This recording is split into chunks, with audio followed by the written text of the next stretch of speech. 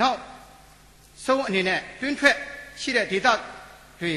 ကြောက်တိတ်တိမ်ဝါးဝါအခုကျွန်တော်တို့ဟိုတုန်းကဆိုလို့ရှိရင်ကျွန်တော်တို့1988 1994 2000 ပြည့်နှစ်လောက်အထိနီးပါးအထိပေါ့နော်ကျွန်တော်တို့ကုမ္ပဏီတွေမဝင်ခင်တုန်းကဆိုလို့ရှိရင်ကုမ္ပဏီတွေဝင်စတုန်းကဆိုရင်တပိုင်းတနိုင်ချင်းလေးတွေတူးဖော်ပြီးမှဆင်းရဲတဲ့လူတွေခင်းစားကြောက်လေးတော့ကျွန်တော်တို့ရှာနိုင်တယ်ဒါပေမဲ့ကုမ္ပဏီကြီးတွေဝင်သွားတဲ့အခါကျွန်တော်တို့ဆင်းရဲသားတွေကြတော့ဘာမှမလုပ်နိုင်တော့ဘူးရေမဆေးကြောက်တောင်မှကျွန်တော်တို့ကအပေါ်ကကြောက်ခဲလိမ့်ကြလာတော့ကြည့်ဆောင်ပြီးမှအသက်နဲ့ရင်းပြီးမှကျွန်တော်ရှာစားနေရပါတယ်ဒါကြောင့်နိုင်ငံတော်ကဆင်းရဲသားပပျောက်ရေးဆိုတဲ့အတွက်ကြောင့်မို့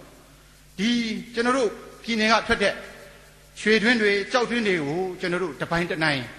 ကျွန်တော်တို့ဒေသခံပြည်သူတွေကမကမြန်မာနိုင်ငံတနိုင်ငံလုံးရှိတဲ့ကျွန်တော်တို့ညီကိုမောင်နှမအားလုံးအကျိုးတူခံစားနိုင်အောင်စီစဉ်ပေးမယ်ဆိုလို့ရှိရင်ကျွန်တော်တို့ရည်မှန်းနေတဲ့ငြိမ်းချမ်းသောတာယာဝပြောသော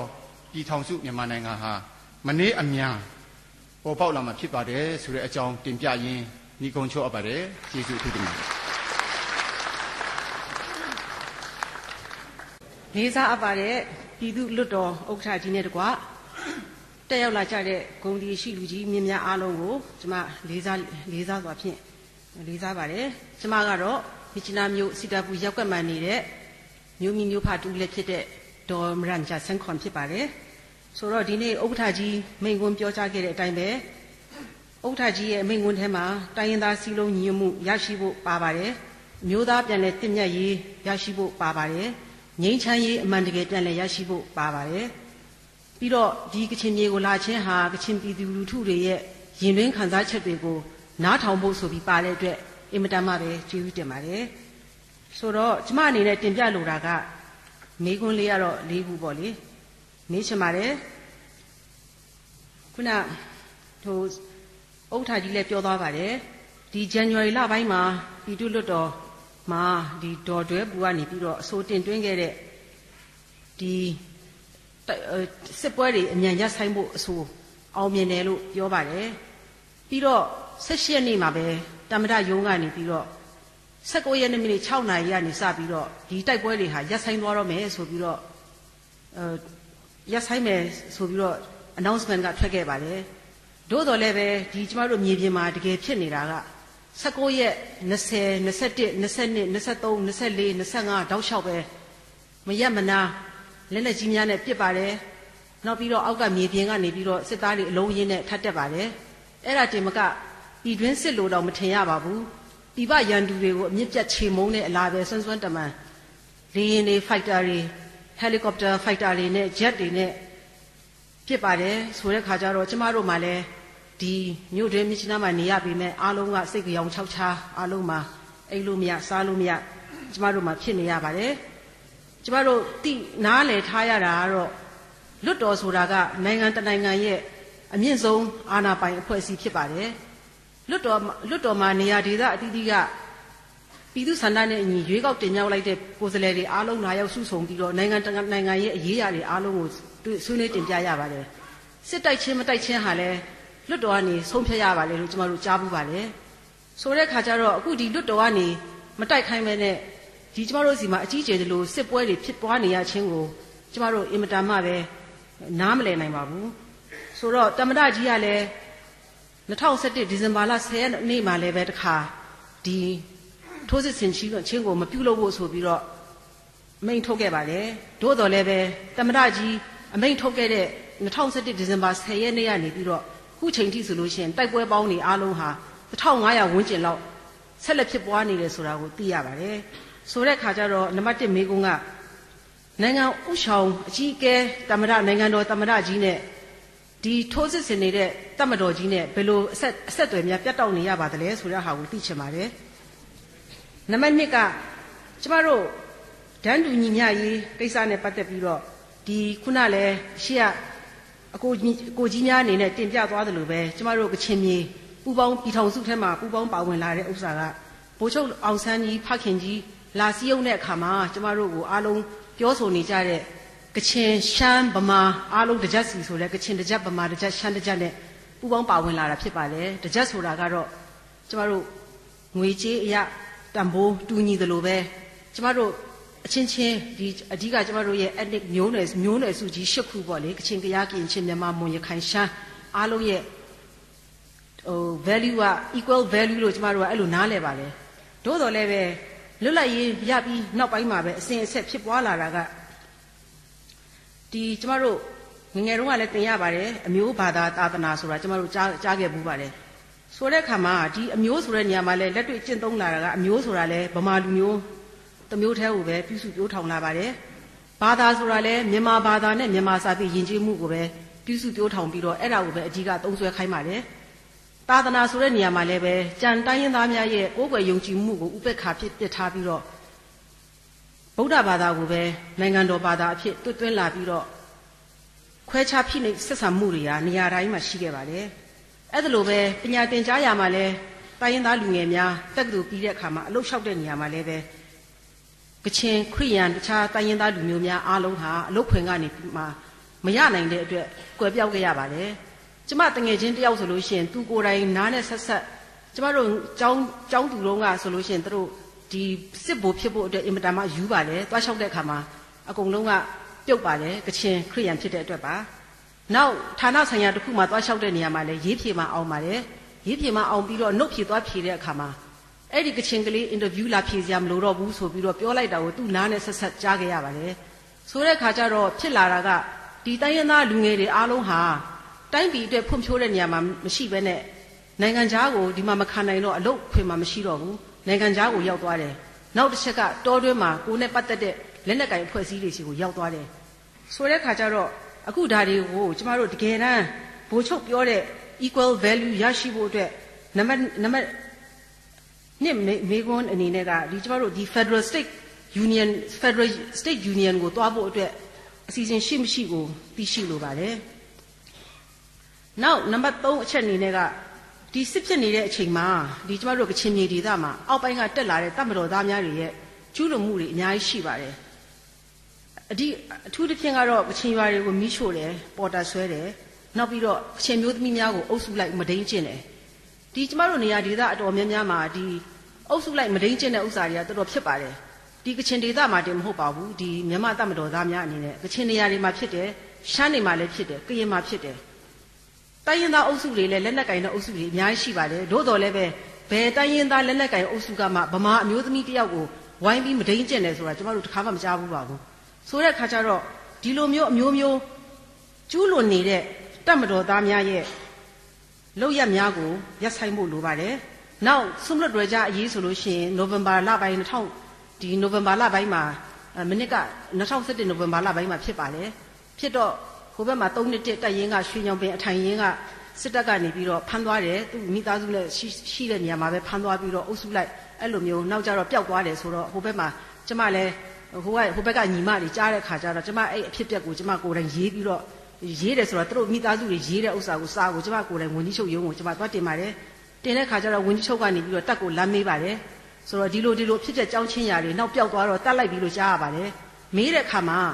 တက်ကနေပြီးတော့အဖြေပြန်ရတာတော့ဒီလိုကိစ္စမျိုးမရှိခဲ့ပါဘူးဆိုပြီးတော့ပြန်လဲညင်းဆိုပါတယ်နောက်ပိုင်းမှာလဲသူ့မိသားစုတွေကဒီမှာတရားရုံးမှာလာတင်ပါတယ်နောက်နေပြီးတော့ထိဆင်းပြီးတော့ဒီတရားရုံးကိုတင်ပါတယ်နောက်ဆုံးအချိန်ဆွဲပြီးတော့နောက်ဆုံးကြတော့ဒီကိစ္စကိုညင်းတာနဲ့ပဲပြောင်ညင်းဆိုတာနဲ့ပဲတီးသွားပါတယ်ဘာမှအရေးယူတွေ့ခြင်းမရှိပါဘူးဆိုတဲ့အခါကျတော့နံပါတ်3အချက်အနေနဲ့ကအခုတလောဒီ Mr. Nambia လာသွားတဲ့ခါမှာလဲ accountability အကြောင်းကိုပြောသွားရပါတယ် sustainable peace ရဖို့အတွက်က accountability ရှိရမယ် responsibility ရှိရမယ်လို့ပြောသွားပါတယ်ဆိုတော့ဒီလိုကျူးလွန်တဲ့တပ်မတော်သားများကိုဒါကစစ်ရာဇဝတ်မှုမဟုတ်ပါဘူးဒါသူ့ရဲ့ပြစ်မှုကိုယ်ပိုင်ကျူးလွန်တဲ့ပြစ်မှုဖြစ်ပါတယ်ဆိုတော့ဒီဥစ္စာတွေကို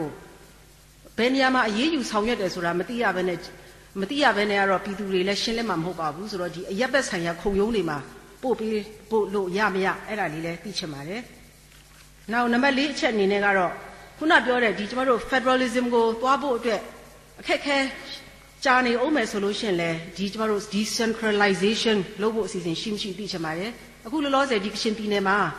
ပြည်သူကရွေးကောက်ထားတဲ့အစိုးရကချင်ပြည်နယ်အစိုးရဆိုတာဖြစ်ပေါ်လာပြီလို့ပြောပါတယ်ဒါပေမဲ့ကျမတို့လက်တွေ့နေရတာကတော့စီပင်သားယာအလုပ်တစ်ခုကိုပဲလုပ်နေရပါတယ်ကျန်တာကတော့ဒီဝန်ထမ်းတစ်ယောက်တောင်မှခန့်လို့မရဘူးလို့သိရပါတယ် ဆိုတော့စီပင်သားရလုံးလို့ရတဲ့အတိုင်းပဲအခုဒီကျမတို့ကချင်ပြည်နယ်အစိုးရကလည်းကျမတို့ရဲ့ချင်းဒီမြို့တော်တွင်းမှာရှိတဲ့လမ်းတွေကိုအားကျိုးမှန်တက်လုံနေတာအခုလမ်းတွေကတော်တော်လေးကောင်းလာပါပြီအရင်ကလည်းတော်တော်လေးကွာခြားလာတာတွေ့ရပါတယ်ဆိုတော့ဒီလောလောဆယ်မှာကဒီကျမတို့ရဲ့ကချင်ပြည်နယ်အစိုးရကိုဗဟိုချုပ်ပိုင်မှုတွေဖြေလျှော့ပေးဖို့နဲ့လိုအပ်တဲ့အာဏာများကိုလည်းပြန်ပေးအပ်ဖို့အတွက်အစီအစဉ်ရှိမရှိအဲ့ဒါလည်းမေးချင်ပါတယ်နောက်ကျမထပ်ပြီးတော့ဒီအခြေအနေတွေပေါ်မှာကျမတောင်းဆိုချင်တဲ့အချက်တွေရှိပါတယ်အဲ့ဒါကတော့ခုနဥက္ကဋ္ဌကြီးပြောတဲ့ဒီစစ်မှန်တဲ့တိုင်းရင်းသားစီးလုံးညီညွတ်မှုကိုဖော်ဆောင်ဖို့အတွက်ရည်ကြီးပါတယ်ဒီကျမတို့ရဲ့ unity စီးလုံးညီညွတ်ရေးဆိုတာကတော့အတင်းအဓမ္မလုပ်ယူလို့မရပါဘူးကျမကြားဘူးတာ unity in diversity ကျမတို့တိုင်းပြည်ကြီးကတော့အင်မတန်မှကွဲပြားတဲ့မတူကွဲပြားတဲ့အရာများအင်မတန်လှပတဲ့အရာတွေပေါင်းစုနေထိုင်တဲ့နေရာဖြစ်တဲ့အတွက်တကယ်တမ်းကျမတို့ကို equal right ပေးမှပဲဒီအရာတွေအလုံးဟာလှလှပပအတူရှင်တွဲပြီးနေထိုင်မှာဖြစ်တဲ့အတွက်ဗိုလ်ချုပ်ပြောခဲ့တဲ့စီယုံခဲ့တဲ့အဲ့ဒီတကြကိစ္စကိုပြန်လည်ပေးပါလို့တောင်းဆိုချင်ပါတယ်နောက်နံပါတ်1အနေနဲ့ဒီကျမတို့ရဲ့ humanitarian assistance ဒီ IDP camp တွေကိုပေးတဲ့အခါမှာအခုဆိုလို့ရှိရင်ကချင်ပြည်နယ်မှာ3သိန်းလောက်ရှိနေပြီပတ်ဝန်းကျင်လောက်ရှိနေပြီဖြစ်ပါတယ်ကျမသိရတဲ့လောက်ကဒီကျမတို့ရဲ့ဒီ government control area မှာ IDP camps ပေါင်းက35 camp population ကတော့32,000 ကျော်နောက်ဟိုဘက် border area line တစ်လျှောက်မှာ IDP camps ပေါင်းကတရုတ်ပြည်ထဲမှာက9 camp လောက်ရှိတယ်လို့ပြောပါတယ်ဆိုတော့အဲ့ဒါပါပေါင်းရင်53 camp နဲ့အဲ့ဒီမှာ IDP ပေါင်းက9,000လောက်ဝန်းကျင်လောက်ရှိပါတယ်ဆိုတဲ့အခါကျတော့စစ်ဖြစ်လာတဲ့အချိန်မှာကိုယ့်ပြည်သူတွေကဘယ်ကိုထွက်ပြေးနေသလဲဘယ်ကိုပိုအားကိုးနေသလဲဆိုတာအဲ့ဒါသိတာထင်ရှားပါတယ်ဆိုတဲ့အခါမှာအခုဒီဘက်ပိုင်းမှာရှိတဲ့လူတွေကိုခဏခဏလာကြည့်လို့ရပြီမဲ့ border area မှာရှိတဲ့ IDP တွေကိုဟိုလုံခြုံမှုအရာဘာဟိုဥစားပေါ့လေဒီ assistant ကိုပေးတဲ့နေရာမှာအခက်အခဲတွေရှိနေပါတယ်အဲ့တော့အနောက်ကနေဟိုဘက်ကိုမေးတဲ့အခါကျတော့လေဒီကနေလာလို့ရှိရင်တဲ့အနောက်ကနေတက်တွေအင်အားဖြည့်တယ်တဲ့တက်တွေကနေပြီးတော့ရိတ်ခါတွေပို့တယ်တဲ့အဲ့တော့သူတို့အနေနဲ့လည်းအဲ့ဒါတွေကတော့အဲ့ဒါတွေပါလိုက်ခွင့်မပြုနိုင်ဘူးလို့ပြောပါတယ်အဲ့တော့ဒီကုညီခြင်းတဲ့လူတွေကိုလွတ်လွတ်လပ်လပ်ပဲတွာလာခွင့်ပေးဖို့အတွက်တောင်းချင်ပါတယ်နောက်တစ်ချက်အနေနဲ့ကတော့ဒီကျမတို့ရဲ့ကချင်ပြည်နယ်ကြီးမှာခုနလည်းပြောသွားတယ်လို့ပဲ1994ဒီကျမတို့ကချင်နဲ့အစိုးရနဲ့ငင်းချိုင်းရေးမယူခင်မှာကျမတို့သိရတဲ့လောက်ကတော့နေမြေခံတက်ရင်းပဲရှိပါတယ်အဲ့ဒါ10ရင်းကျော်ရင်း20လောက်လို့သိရပါတယ်နောက်94လက်မှတ်ထိုးပြီးတဲ့အခါနောက်မှာကျတော့ဒီမှာ69လောက်ကနေပြီးတော့တက်အင်အားတွေချက်ထွင်လာတာ40ကျော်ဝန်းကျင်လောက်ရှိလာပါတယ်အခုနောက်ပိုင်းအခု2017 19နှစ်ကြာပြီးတဲ့နောက်မှာအခု2017ကနေစပြီးအခုထိုးစစ်ဆင်နေတာအခုဆိုလို့ရှိရင်ဒီမှာ100ကျော်ရှိရလို့သိရပါတယ်ဆိုတဲ့အခါကျတော့ဒီကျမတို့ကချင်နယ်မြေမှာဒီလောက်တမတော်စစ်တဲ့အင်အားတွေလည်းမလိုပါဘူးအဲ့ဒါကြောင့်မလို့ဒီစစ်တဲ့တွေကိုဒီတပ်တွေကိုပြန်လည်ဆုတ်ခွာပေးဖို့နဲ့ဒီတပ်သားစစ်တဲ့တွေကိုလည်းလျှော့ချပေးဖို့ဒီကချင်မြေကိုကာကွယ်ဖို့အတွက်ကကချင်တွေကိုပဲတာဝန်ပေးရင်မရဘူးလားလို့ကချင်တွေကိုတာဝန်ပေးဖို့အတွက်လည်းတောင်းဆိုချင်ပါတယ်နောက်နံပါတ်5အနေနဲ့ကတော့ဒီကျမတို့ရဲ့ခုနပြောတဲ့ constitution reform ကိုလုပ်ဖို့ဖြစ်ပါတယ်ခုနပြောတဲ့2008 constitution မှာကတော့တော်တော်လေးရေးထားတယ်လို့ဖြစ်တာတောင်မှတော့ခုနပြောတဲ့85%ကိစ္စအဲ့ဒါနဲ့ကျမတို့ဘယ်လိုမှ reform မလုပ်နိုင်ပါဘူးဆိုတော့ခုနပြောတဲ့ဥစ္စာကိုလည်းကျမပြန်လဲထောက်ခံရင်းနဲ့ဒါကိုလည်းပြန်လဲတောင်းဆိုချင်ပါတယ်နောက်နံပါတ်6ချက်ကတော့ကျမတို့ရဲ့ land occupation ကိုလည်းပဲကျမတို့အရင်ကခေတ်ဆက်ဆက်ရောက်လာတဲ့နေရာတွေမှာဒီပြည်သူတွေမသိဘဲနဲ့လက်ညှိုးထိုးပြီးတော့ပြည်သူတွေရဲ့နေရာတွေတော်တော်များများကိုပုံစံမျိုးမျိုးနဲ့သိမ့်ပိုက်သွားတာရှိပါတယ်အဲ့ဒါတွေကိုလည်းပြင်ဆင်ပေးပြီးတော့ပြန်လည်ပေးဖို့အတွက်တောင်းဆိုချင်ပါတယ်နံပါတ်9ကအ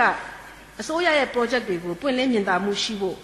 project လုပ်မယ်ဆိုလို့ရှိရင်ပြည်သူတွေကိုအရင်အတိပေးပြီးတော့အားလုံးရဲ့အတန်တွေကိုတေချာကောက်ပြီးမှပဲလုပ်စီချင်ပါတယ်ဥပမာကျမတို့မြစ်ဆုံကျမတို့ပြည်သူတွေဘယ်သူမှအရင်ကမသိခဲ့ပါဘူးနောက်လုပ်တယ်ဆိုတဲ့ခါကျမှအားလုံးထပြီးကန့်ကွက်ကြပါတယ်ဒါပေမဲ့နောက်ဆုံးမှာတော့သမ္မတကြီးရဲ့ကြော်ညာချက်နဲ့ရပ်ဆိုင်သွားပါတယ်ဒါကိုလည်းနောက်ထပ်အတီးသမ္မတကြီးရဲ့တက်တန်းတွင်မကနောက်ထပ်ဘယ်တော့မှလည်းဒီမြစ်ဆုံဒီဥစ္စာက ARD ဆိုတာကျမတို့ရဲ့အသက်ဖြစ်တဲ့အတွက်ဘယ်တော့မှထပ်ပြီးတော့ဖြစ်မလာဘူးအတွက်လည်းဒါကိုလည်းပြန်လဲတောင်းဆိုချင်ပါတယ်ဒီတိုင်းပဲကျမတို့ချင်းပြည်နယ်မှာမြစ်ဆုံရှိသလိုပဲအောက်ဘက်မှာဆိုလို့ရှိရင်လည်းလက်ပတောင်းတောင်နဲ့ဒီရခိုင်ရွှေ gas တွေအဲ့ဒါလည်းပြည်သူတွေမသိခဲ့ဘူးလို့ပြောပါတယ်ဆိုတော့ဒီ project တွေချတဲ့အခါမှာလည်းပြည်သူတွေနစ်နာစေမဲ့ project မျိုးကိုမချပေးဖို့အတွက်လည်းတောင်းဆိုလိုပါတယ်နံပါတ်8အနေနဲ့ဒီ project တွေချတဲ့နေရာမှာဒီကျမတို့ pro ပေါ့လေဒီ ဒီဆင်းရဲတဲ့လူများကိုအထောက်အကူပြုတဲ့ project များကိုစဉ်းစားပေးဖို့အတွက်ချမ်းသာတဲ့လူများအတွက်မဖြစ်ဖို့အတွက်နံပါတ် 8 အနေနဲ့တောင်းဆိုလိုပါတယ်နံပါတ် 9 အနေနဲ့ကတပ်မတော်ဆိုတာကတိုင်းပြည်ကိုနိုင်ငံခြားရန်ကကာကွယ်ဖို့ဖြစ်ပါတယ်စီးပွားရေးလုပ်ဖို့မဟုတ်ပါဘူးအဲ့ဒီအတွက်တပ်မတော်ကစီးပွားရေးမလုပ်ဖို့လဲတောင်းဆိုလိုပါတယ်နောက်နံပါတ် 10 အနေနဲ့ကကျမတို့ sustainable peace ရမှပဲကျမတို့အာမခံချက်ရှိမှဖြစ်ပါတယ်မဟုတ်လို့ရှိရင်ဒီ94တုန်းကလိုပဲဝုန်းနဲ့လက်မှတ်ထိုးလိုက်ပြီးတော့နောက်ဘာမှမပြင်ဆင်ပဲနဲ့ဘာမှနိုင်ငံရေးမဆွေးနွေးပဲနဲ့ပြန်ပြီးတော့စစ်တပ်ရတဲ့အနေအထားမျိုးဖြစ်လာလို့ရှိရင်လုပ်ခဲ့သမျှ development တွေအားလုံးကအလကားဖြစ်သွားမှာဖြစ်ပါတယ်အခုဆိုအကုန်လုံးကျမတို့ကချင်မြေမှာအရင်က18နှစ်တာလုပ်ခဲ့တဲ့ဖွံ့ဖြိုးရေးလုပ်ငန်းများအားလုံးကပြန်လည်ပျက်စီးသွားပြီဖြစ်ပါတယ်ဆိုတဲ့အခါကျတော့ဒီဥစ္စာကိုလည်းပဲအားလုံးကျမတို့ရဲ့ sustainable peace ဆိုတဲ့တကယ်တမ်းအာမခံချက်ရှိတဲ့ငြိမ်းချမ်းရေးရပြီးတဲ့အခါမှာဒီ development ကိစ္စများနဲ့ land reforming ကိစ္စများကိုပြန်လည်လုပ်ပေးပါလို့တောင်းဆိုရင်းနဲ့ကျမရဲ့စကားကိုဒီမှာပဲညီကုန်းချုပ်အပ်ပါလေကျေးဇူးအများကြီးတင်ပါတယ်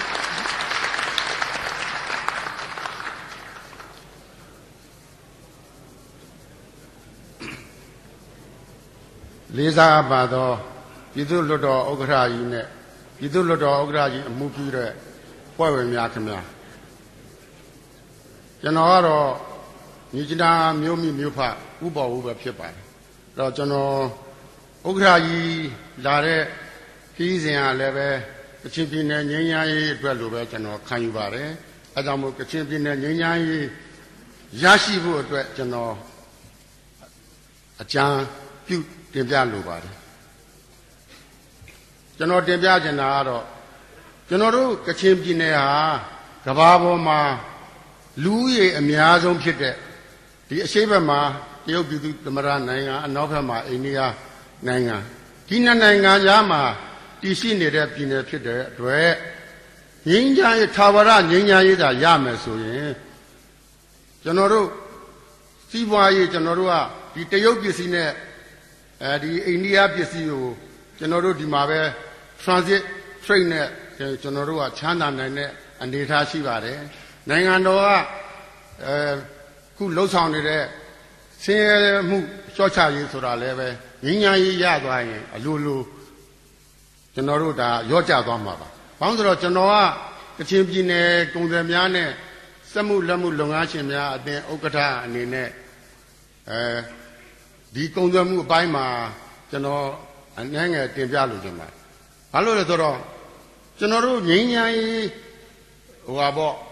ဒီ ceasefire ကာလပေါ့18နှစ်ကာလမှာ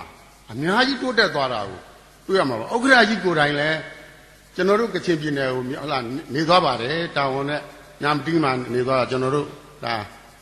အဲ့ဒီအခြေအနေနဲ့အခုဥက္ကဋ္ဌကြီးရောက်ရှိလာတဲ့အခြေအနေကိုတွေ့ကြည့်မယ်ဆိုရင်ကျွန်တော်တို့ဒီ ceasefire ကာလမှာအများကြီးတိုးတက်သွားတာကိုတွေ့ရမှာကျွန်တော်တို့ဒီအရင်တော့ဆိုရင်ကျွန်တော်တို့ဒီမှာတက်ကဲတဲတွေတက်ကဲမိုးတွေကျေးရွာတွေရောမြို့ပေါ်ကျွန်တော်တို့မြစ်ကြီးနားမြို့ပေါ်မှာလည်းရှိတယ်ဒီနေ့အဲ့ဒါတွေမရှိတော့ဘူးဒါဘာလဲဆိုတော့ဒါခုန ceasefire ကာလငြိမ်းချမ်းရေးအရာတာငြိမ်းချမ်းရေးကာလမှာတနင်္ဂနွေပိုင်းကကျွန်တော်တို့ဟိုလား3မိနစ်လည်းသွားတယ်ကာကြီးကားငယ်လည်းသွားတယ်အကုန်လုံးနေရတဲ့အခါမှာကျွန်တော်တို့စီးပွားရေးလုပ်လို့ရတယ်အခုဒီလာပေါင်း20လောက်မှာအားလုံးချွတ်ချုံကြသွားတယ်စီးပွားရေးဆိုတော့ကျွန်တော်ဗိုလ်ချုပ်သိန်းစောလာတော့လည်းဒီကျွန်တော်မြင်းနာကိုယ်လည်းကျွန်တော်ပြောပြကျွန်တော်ကငြိမ်းချမ်းရေးမရလို့မဖြစ်တော့ဘူးငြိမ်းချမ်းရေးတော့ရအောင်တော့အကောင့်တွေပေါ်မှာဖြစ်တော့မှာအဲ့တော့အားလုံးကလည်းငြိမ်းချမ်းရေးပဲကျွန်တော်တို့တောင်းတနေပြီအဲ့တော့ကျွန်တော်မြင်တာကတော့ကျွန်တော်တို့ဒီအပေးယူလေး give and take တော့ကျွန်တော်တို့ကလုပ်ဖို့လိုလိမ့်မယ်လို့ကျွန်တော်မြင်ပါတယ်အဲ့ဒါဘာလဲဆိုတော့ခုနကပြောသလိုကချင်ခေါင်းဆောင်ကြီးတွေကကချင်ကသမာဓိဝါစင်ဝါနောင်တို့ဟဝဒူဝါခွန်ဖုံးတို့ဒူဝါဇော်တစ်တို့ဒူဝါဇော်လွန်းတို့ဟလာဥဒိဏတန်တို့ကျွန်တော်တို့ဒီမှာဥဆန္ဒဆင်တို့ကျွန်တော်ဒီမှာခေါင်းဆောင်တွေအများကြီးကကျွန်တော်တို့ဒီခုနတုန်းကဥသောကောင်ဆွေးနွေးသွားတယ်လို့ပဲကျွန်တော်တို့မြန်မာနိုင်ငံရဲ့လွတ်လပ်ရေးကျိုးပမ်းမှုကာလမှာလဲရှေ့တန်းကနေပြီးတော့မှတစ္ဆာရှိကြည်ပါခဲ့ကြတယ်လွတ်လပ်ရေးရပြီးတဲ့ခါကျတော့လေဒါတော့ဥက္ကဋ္ဌကြီးလည်းသိပါတယ်အားလုံးလည်းဒီတဲ့ပုံကိုယ်တွေသိပါတယ်လွတ်လပ်ရေးရပြီးမှမကြခင်ပဲတခင်တန်းထွန်းတို့ဗမာပြည်ကွန်မြူနတီတွေတောခုရောင်စုံသဘုံတွေတခါတည်းဗမာဆောင်ကျွန်တော်တို့ကချင်ပြည်နယ်အဲ့ချိန်ကမှရေခဲနေဆောင်အမတန်အေးချမ်းတဲ့ပြည်နယ်တစ်ခုဖြစ်ပါတယ် အဲ့ဒီခါမှာကျွန်တော်တို့လူခွင့်ရေးဆိုတာချိုးပေါက်တာဘယ်ရှိမလဲကချင်ပြည်နယ်မှာဘာလို့လဲဆိုတော့ငြိမ်းချမ်းနေတာကိုအဲ့တော့ကျွန်တော်ဆိုလိုချင်တာဒီကချင်အမျိုးသားခေါင်းဆောင်ကြီးတွေဟာအဲ့လိုတိုင်းပြည်ပေါ်မှာကျွန်တော်တို့ပြည်တော်စုမြန်မာနိုင်ငံပေါ်မှာဟုတ်လားလွတ်လပ်ရေးကြိုးပမ်းမှုကာလမှာလည်းကိစ္စရှိခဲ့ကြတယ်လွတ်လပ်ရေးရပြီးတော့ခုနကတော့ရောင်စုံသဘုံတွေမြန်မာပြည်မှာဟုတ်လားရန်ကုန်အစိုးရလိုပဲခေါ်တဲ့အချိန်ခါမှာလည်းပဲလူကြီးချုပ်ဦးတုံးကကျွန်တော်တို့ကချင်မျိုးသားခေါင်းဆောင်ကြီးသမဒူဝါဆင်ဝါနောင်ကာကွယ်ရေးဝန်ကြီးတောင်းပေးလိုက်သမဒူဝါဆင်ဝါနောင်ကဒီမှာရှိတဲ့ကချင်တိုင်းရင်းတွေ1 2 3 4 5ဒီအောင်ရှိတာဟုတ်ဒီတိုင်းရင်းတွေနဲ့ကချင်တိုင်းရင်းသားတွေဒီလူငယ်လူရွယ်တွေကိုစီယုံပြီးတော့မှတတ်သေးကိုတမတော်တဲ့ကိုလေ့ကျင့်ပြီးတော့မှတိုက်ခလိုက်တော့တိုင်းပြည်ငြိမ်းချမ်းမှုရသွားတယ်ဒါတပိုင်းအဲ့ဒီမှာတခါကျွန်တော်တို့ကချင်ပြည်နယ်ကြီးငြိမ်းချမ်းနေတဲ့အချိန်ကကျွန်တော်တို့ပြည်မမှာသူပူးနေတဲ့အချိန်ကစစ်မီးတောက်နေတဲ့အချိန်ကမှာအဲ့ဒီမှာဒီကချင်မျိုးသားတွေကဘိုးတော်ဆိုင်ဆိုတာဒီမှာဘိုးမူကြီးတမ်းစော်ရောကျွန်တော်နဲ့တူထိုင်းနေဒီမှာရှိတယ်ဘုံမှုလည်းမုံကလည်းရှိတယ်သူတို့လည်းမိတယ်ဘိုးဘကပနော်ဆိုင်ကချင်ပြည်နယ်ကိုခြေချခြင်းအဲ့ဒါကိုသမားဒူဝါဆင်ဝါနောင်တို့ဒူဝါဇော်လုံးတို့ကချင်ဒူဝါဇော်တွေတို့ကဟေးနော်ဆိုင်မင်းငါတို့ပြည်နယ်အေးချမ်းနေတာကိုလုံးဝငါတို့လက်မခံနဲ့လာပြီးတော့မင်းမိမမွေးနဲ့လုံးဝလက်မခံနော်ဆိုင်တေသာတေသွားတဲ့ကချင်ပြည်နယ်ကိုလုံးဝခြေချဝင်မရဘူးဒါတစ်ချက်နောက်ပြီးတော့ဥက္ကရာကြီးလည်းပြီးပါတယ်ကျွန်တော်တို့မြစ်ကြီးနားမြို့နယ်လွတ်တော်ကိုယ်စားလှယ်ကြီးဖြစ်တဲ့ဦးသိန်းစော်တို့ဆိုရင်ဒါကိုယ်တိုင်ပါဝင်ခဲ့ပါတယ်သူတို့ကတော့လက်တွေ့တွေပေါ့ကျွန်တော်ကတော့စာဖတ်ပြီးမှပြောကျွန်တော်တို့တမတော်ရဲ့စစ်သမိုင်းမှာအရေးကြီးတဲ့1980ခုနှစ်ကဖြစ်သွားတဲ့ဝမ်လုံးရက်40တိုက်ပွဲမှာအဲ့ဒီမှာလဲ KIA တွေကဒီဘုံမှုတော်တာစိန်တို့စစ်ကြောင်းဟိုဝမ်လုံးမှာသွားပြီးတော့စစ်ဟိုတမတော်ရိတ်ခါတွေတို့လက်နဲ့အင်အားတို့ဖြည့်တင်းမှုစစ်ကြောင်း KIA နဲ့တွေ့ KIA တပ်ဖွဲ့80နာတယ် KIA တွေကကြိုးဆိုပြီးတော့မှတမတော်ဟိုဟာကိုနေရာချထားပြီးတော့အတူစားပြီးတော့မှဒါတော့မှသူတို့ကဒီအားထဲမှာကျွန်တော်ဖတ်ရတာ KIA ကအဲ့ဒီကဘယ်လိုပြောခဲ့လဲဆိုရင်သူတို့ကိုစံရိတ်ခါတစ်ခုပဲထောက်ပံ့ပေးပါဒီတိုက်ပွဲကိုသူတို့လည်းဝင်တိုက်မယ်ပေါ့အဲ့ဒါဘာလဲဆိုတော့အရေးကြီးသွေးနီကျွန်တော်တို့အတိုင်းသားညီကိုတွေကိုအဲ့တော့ဘကပဟာတိုင်းတစ်ပါးကကျွန်တော်တို့တိုင်းသားမဟုတ်တိုင်းတစ်ပါးတစ်ဖက်နိုင်ငံကပုဂ္ဂိုလ်တွေဆိုတော့သိတယ် KIA ကအဲ့တော့မှအဲ့လိုစကားပြောလာအဲ့တော့ဗျကျွန်တော်ဆိုလိုချင်တာကဥက္ကဋ္ဌကြီးခင်ဗျာအဲ့ဒီတော့ KIA နဲ့တမတော်ကျွန်တော်တို့နိုင်ငံတော်အစိုးရပဲဖြစ်ဖြစ်ပေါ့တမတော်နဲ့ဖြစ်လုံးဝငြိမ်းချမ်းရေးစကားဆိုတာပြောဆိုတဲ့ကာလမဟုတ်ပါဘူးဒီနေ့ကာလကကျွန်တော်သိလို့ဆိုရင်ဒါအလွတ်သဘောဆွေးနွေးတာရော10 ချိန်17 ချိန်လောက်ရှိနေပြီဒီနေ့တည်းထိပြည်လည်မှုမရသေးဘူးသို့တော်လည်းပဲကျွန်တော်ဝင်တာတလောတုန်းကဆွေလီမာခုနောက်ဆုံးဆွေးခဲ့တဲ့ဥအောင်မင်းတို့ဆွေးနွေးတဲ့ငြိမ်းချမ်းရေးရောင်ကြီးလေးတန်းလာတာကိုတွေ့လိုက်ရတော့နိုင်ငံတော်အစိုးရရောနှစ်ဖက်ဆုံးကျွန်တော်ကျေးဇူးတင်ပါတယ်ငြိမ်းချမ်းရေးရတာတော့အခုဘာဖြစ်လဲဆိုတော့ကျွန်တော်ခုနကတော့ပြန်ကောက်မယ်ဆိုကျွန်တော်ကုန်တယ်တယောက်အနေနဲ့ကာကြီးကန်းငယ်နဲ့အခုဖားကန်းလည်းသွားလို့ရတယ်ဒနိုင်ကိုလည်းပို့လို့ရတယ်ပူတာကိုပဲလည်းပို့လို့ရတယ်ဆိုတော့ဒါကောင်းမြတ်တဲ့အစဉ်လာတယ်အဲ့တော့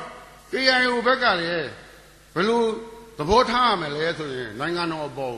ဟာငါတို့ရဲ့ဖေးတွေဖြစ်ချင်လည်းဖြစ်မယ်အဖိုးတွေပါရင်လည်းပါမယ်ဦးကြီးတွေဦးလေးတွေနောင်တော့အကိုတွေပြည်တော်သူကြီးပေါ်မှာထားခဲ့တဲ့အစဉ်လာကောင်းထိမ့်သိမ်းပြီးတော့မှဆွေးနွေးကြမယ်နိုင်ငံတော်အစိုးရကလည်းတစ်ဖက်က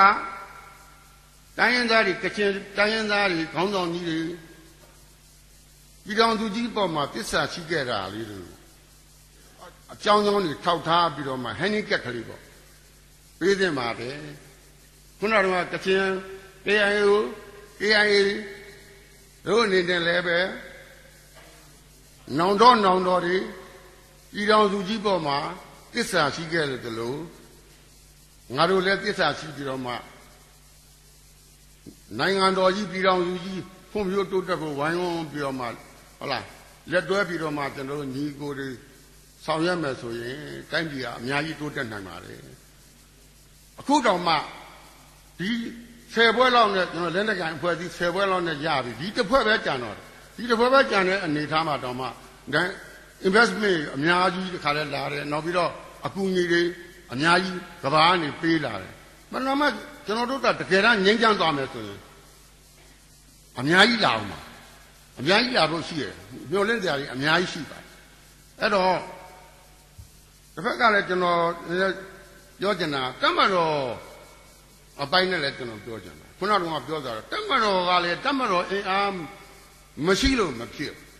တမန်တော်ကြီးအင်အားရှိမှတိုင်းပြည်အင်အားရှိမှာတိုင်းပြည်တော့တိုင်းမတော်အင်အားနဲ့ချိတဲ့သွားရင်တိုင်းပြည်အင်အားရှိမှာဒီနေ့အားလုံးသိတဲ့အတိုင်းပဲစူပါပါဝါရနေတဲ့နိုင်ငံတွေကိုကြည့်ပါအမေရိကတို့ရုရှားတို့တရုတ်တို့ဒီနောက်နေနေတာကြည့်လိုက်လက်နဲ့အင်အားလူအင်အားကာကွယ်ရေးဟုတ်လားတိုင်းနိုင်ငံတော်ရဲ့ကာကွယ်ရေးတဲ့နိုင်ငံတော်ဟုတ်လားတမတော်ဆိုတာလေတိုင်းသူပြည်သားတွေအသက်အိုးရင်စီးရင်ကိုကာကွယ်ဖို့ပဲသူတောင်းအဲ့တော့သူမရှိလို့ရှိရင်လည်းမဖြစ်ဘူးကျွန်တော်ကဒီလိုမြင်တယ်အဲ့တော့ဟုတ်လားတမတော်ရောKIAရောကျွန်တော်တို့ခုတိုင်းရင်းသားတွေရောအားလုံးပေါ့KIAရောကျွန်တော်တို့တိုင်းရင်းသားဟုတ်လားကျွန်တော်တို့ပြည်တော်စုအတွင်းမှာမိတင်းနေတဲ့တိုင်းရင်းသားတွေအားလုံးနိုင်ငံတော်အစိုးရရောဒါဖခင်ကောင်တယောက်ဖြစ်တော့နိုင်ငံတော်အစိုးရဒီလိုတက်ညီလက်ညီပူးပေါင်းပြီးတော့မှဟုတ်လားအပေးအယူတွေလုပ်ပြီးတော့မှဒီငញ្ញရေးကိုပေါ်ဆောင်သွားမယ်ဆိုရင်မရနိုင်ကြမရှိဘူးလို့ကျွန်တော်တင်ပြရင်ကျွန်တော်ရညီကုန်းချုပ်ပါလေးသားပါ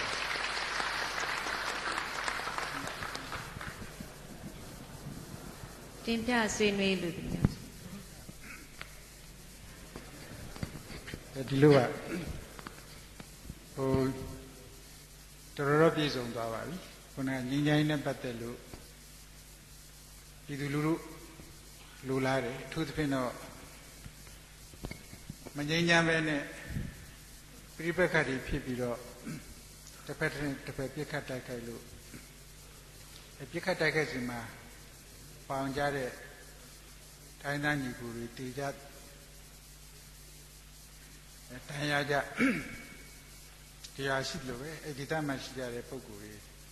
များစွာသောဒုက္ခတွေတွေ့နေကြသိရပါတယ်အဲ့လိုပဲဒီပြည်တွင်းပြည်နယ်တွင်းမှာရှိကြတဲ့တိုင်းသားတွေကပိုးပြီးတော့စိတ်ထိခိုက်စိတ်မကောင်းဖြစ်ပြီးတော့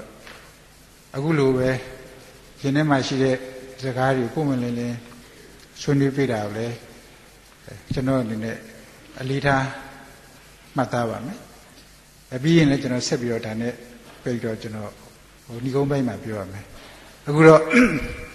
လောလောဆယ်နော်အဲ့ဒီအစဉ်ကိုခဏရပ်ပြီးတော့ကချင်ပြည်နယ်အတွင်းမှာဒီမြစ်ကြီးနားခရိုင်အတွင်းမှာလိုအပ်ချက်အခက်အခဲများရှိတဲ့ဆိုရင်အဲ့ဒီပုဂ္ဂိုလ်တွေဦးစားပေးပြီးတော့တင်ပြပေးပါကျွန်တော်ဆိုလိုတာကတော့ငြိမ်းချမ်းတဲ့ပတ်သက်လို့သဘောပေါက်ပါပြီနော်ဘလောက်ထိငြိမ်းချမ်းကိုလူလားတယ်ငြိမ်းချမ်းလူလားတဲ့အတွက်ဘလို့သဘောထားပြီးတော့ဘလို့ဆောင်တင်တယ်စသဖြင့်ပေါ့လေဒီလိုပြောသွားတာရှိပါတယ်အဲ့တော့ကျွန်တော်ဆရာလုပ်တာမဟုတ်ပါဘူးဆိုတော့ဥချစ်လိုက်နော်ကျွန်တော်ဆရာလို့ယူဆပါတယ်ဥချစ်လိုက်ဆိုတဲ့နာမည်ဟာမြန်မာဆိုရှယ်လစ်လမ်းစဉ်ပါတီလက်ထက်တုန်းကလည်းဒီဥချစ်လိုက်ဆိုတာဆရာကြီးပါပဲအဲဒါကြောင့်မလို့ကျွန်တော်တို့ဘက်ကတော့ပွင့်လင်းဖို့တောင်းခံဖို့တောင်းယူဖို့အဲ့ဒီနည်းတူပဲကျွန်တော်နဲ့ကျွန်တော်လွှတ်တော်ကတော့ဒီနေ့ပြောနေတဲ့ check and balance နော်အချင်းချင်းပြန်လဲထိန်းချောင်းဖို့ဆိုတာကျွန်တော်လက်ခံထားတဲ့အတွက်ဥကြားပြအနေနဲ့ကျွန်တော်ပြောမယ်ဆိုလို့ရှိရင်အခုတင်ပြချက်တွေကိုကျွန်တော်အလေးထားမှတ်သားပါမယ်ကျွန်တော်အာဏာရှင်မဟုတ်ပါဘူးလွတ်တော်ဥက္ကဋ္ဌတယောက်ပါလွတ်တော်ဆိုတာခုနကဆွေးနွေးသွားလို့ပဲပြည်သူအများရဲ့အတန်း ပြည်သူများရဲ့ဆန္ဒပြည်သူများရဲ့လိုအပ်ချက်ကိုဖော်ဆောင်ရဖို့ပြည်သူစီရရလာတဲ့အတန်တွေပြည်သူရဲ့လိုအပ်ချက်တွေဒါတွေစုစည်းပြီးတော့ဖော်ဆောင်နိုင်ဖို့အတွက်လွှတ်တော်ဖွဲ့စည်းထားတာပါဒါမှမဟုတ်အခုတင်ပြချက်တွေကိုကျွန်တော်ဘာလုပ်ပေးမယ်ဘယ်လိုဆောင်ပေးမယ်ဆိုတာတထိုင်နဲ့ပြောလို့မရပါဘူးကျွန်တော်ဒီမှာရှိတဲ့လွှတ်တော်ကိုယ်လေးတွေဆွေးနွေးတိုင်ပင်ပြီးတဲ့အခါမှာအဲ့ဒီကဖြစ်ပေါ်လာတဲ့ဟာမူဝါဒဖြစ်လာပါမယ်အဲ့ဒီမူဝါဒတကယ်ကိုအကောင်ထဲပေါ်ဆောင်ရွက်ရမယ်ဆိုဥပဒေပြုပြီးတော့ကျွန်တော်ဆောင်ရွက်ပါအဲ့တော့ဒီဥပဒေအားလုံးလေးစားလိုက်နာခေတ်ပြောင်းသွားပါပြီစနစ်ပြောင်းသွားပါပြီအမိန်ပေးအုပ်ချုပ်လို့မရပါဘူးအမိန်ပေးပြီးတော့လူကျင်တာပြောလို့မရပါဘူးလူကျင်တာကိုမူဝါဒချမှတ်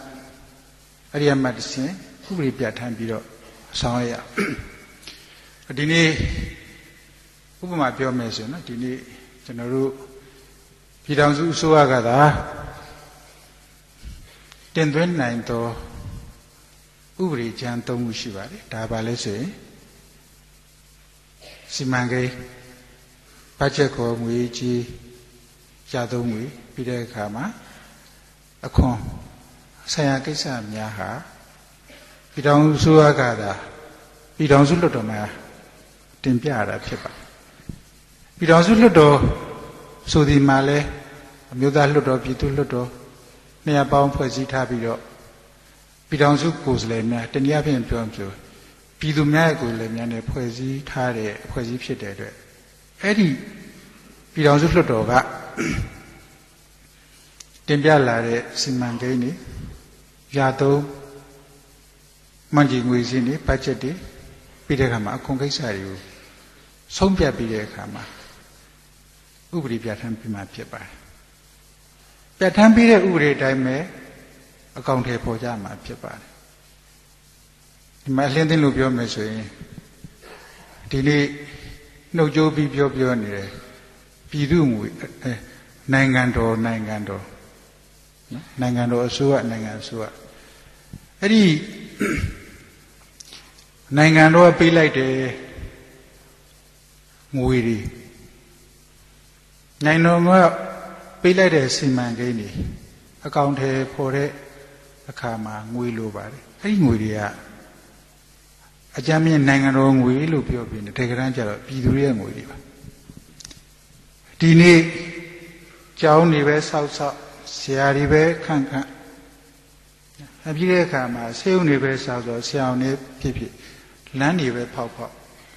အဲ့ဒီလိုတုံးတဲ့အခါမှာပြည်သူငွေတွေတုံးတာပါအစိုးရငွေမဟုတ်ပါဘူးအစိုးရဆိုတာလေတလုံးမမြဲပါဘူးမဖြစ်ပါဘူးပြီးတဲ့ကာလတော့အခြေအနေပေါ်မူတည်ပြီးတော့ဟုတ်လားတမတော်အစိုးရဆိုတာဒါကျွန်တော်တို့လူလားမြောက်လာမှာ1988နောက်ပိုင်းကနေပြီးတော့2010အထိနော်10ထဲဆောင်ရွက်ခဲ့အဲ့ဒီဟိုဘက်ကဟိုဘက်ပိုင်းတစ်ပိုင်းသို့တော်ဒီနေ့ခေတ်စနစ်တွေပြောင်းသွားတဲ့အခါမှာအစိုးရလည်းမမြဲပါဘူးဒီနေ့တော့ပြည်ထောင်စုကြံခိုင်ရေးပါတီရဲ့နော်အစိုးရပေါ့အစိုးရဒါပေမဲ့နောက်2015မှာဘယ်သူဘာဖြစ်မယ်ဆိုတာမသိပါဘူးဒါမှမဟုတ်ဒီအစိုးရဒီယာယီအဖြစ်သာပြည်သူငွေတွေကိုစီမံခန့်ခွဲပြီးတော့ဘယ်ကိစ္စပါလုပ်ပါဘယ်ကိစ္စပါလုပ်ပါဘယ်ကိစ္စပါလုပ်ပါဒီနေ့ဝန်ကြီးဌာနတွေကနေပြီးတော့ဒါကျုပ်တို့လုပ်ပေးမယ်ဆိုတာကဝန်ကြီးဌာနရဲ့ဂတိကိုလုပ်ပေးမယ်ဆိုတဲ့လုပ်ငန်းတွေလုပ်တဲ့အခါမှာဘာငွေနဲ့လုပ်ပေးမှာလဲပြည်သူငွေနဲ့လုပ်ပေးမှာသူအိတ်ကတည်းကတပြားမှမပါဘူးအဲ့ဒီဝန်ကြီးအိတ်ကတည်းကတပြားမှမပါပြည်သူငွေအဲ့တော့ပြည်သူငွေတွေကိုတုံးတဲ့နေရာမှာစနစ်တကျမှန်မှန်ကန်ကန်တုံးနိုင်ဖို့အရေးကြီးတယ်အဲ့လိုတုံးနိုင်ဖို့ဘယ်သူတွေကစီစဉ်ရမလဲဟောဒီမှာရှိကြတဲ့ပြည်သူကိုယ်လေတွေကပြည်အောင်စုလွှတ်တော်ကိုယ်လေစီစဉ်ရ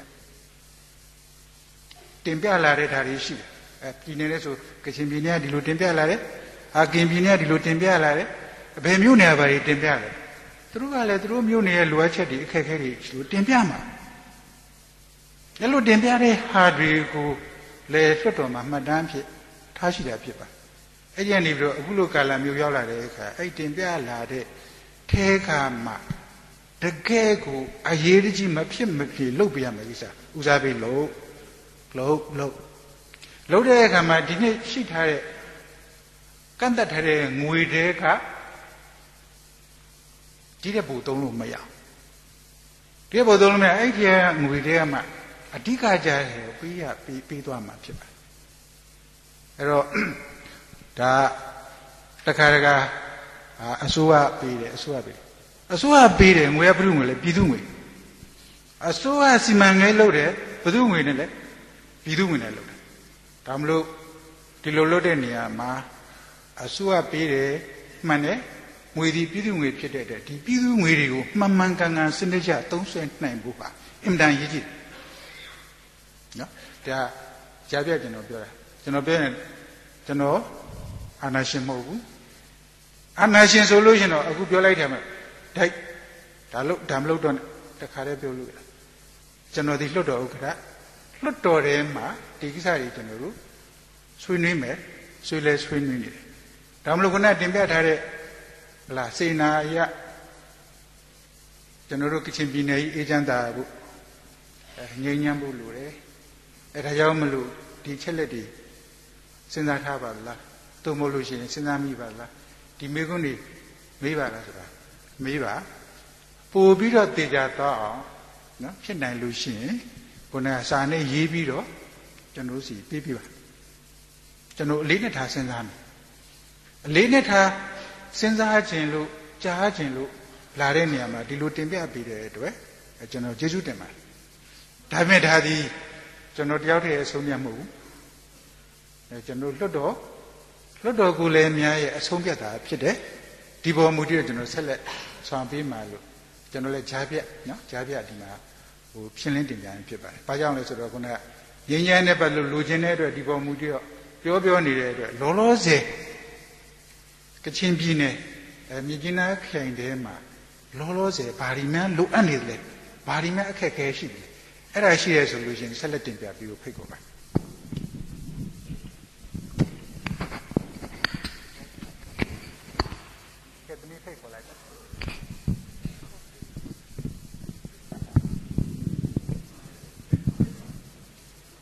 ဆွေးနွေးလို့သူများရှိပါကဆက်လက်ဆွေးနွေးတင်ပြပေးကြပါရန်ဖိတ်ခေါ်အပ်ပါတယ်ရှင်။သမီးမဟုတ်ဆွေးနွေးလို့မဟုတ်လိုအပ်ချက်အခက်အခဲများရှိလို့ရှိရင်ပြောပြပေးပါ။တက်ရောက်လာတော့ဧည့်သည်တော်များတွင်မှာလိုအပ်ချက်များတင်ပြလိုအပ်ချက်များရှိပါကတင်ပြပေးပါရန်လေးစားစွာပန်ကြားပါတယ်ရှင်။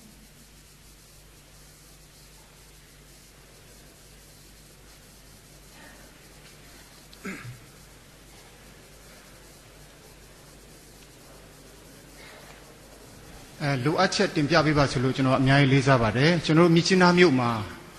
ဟိုမော်ဖုံးဘက်ကနေဝင်လာတဲ့အခါမြစ်ချင်းနာမြို့နယ်အစဘက်မှာလမ်းတော်တော်လေးဆိုးနေပါတယ်ပြင်ဖို့အတွက်ကြောက်ခဲတွေပုံထားတာတော့3-4နှစ်လောက်ရှိပါပြီဒါပေမဲ့လမ်းတွေကကောင်းကောင်းပြင်ထားတာမရှိတဲ့အတွက်ကြောင့်ကျွန်တော်တို့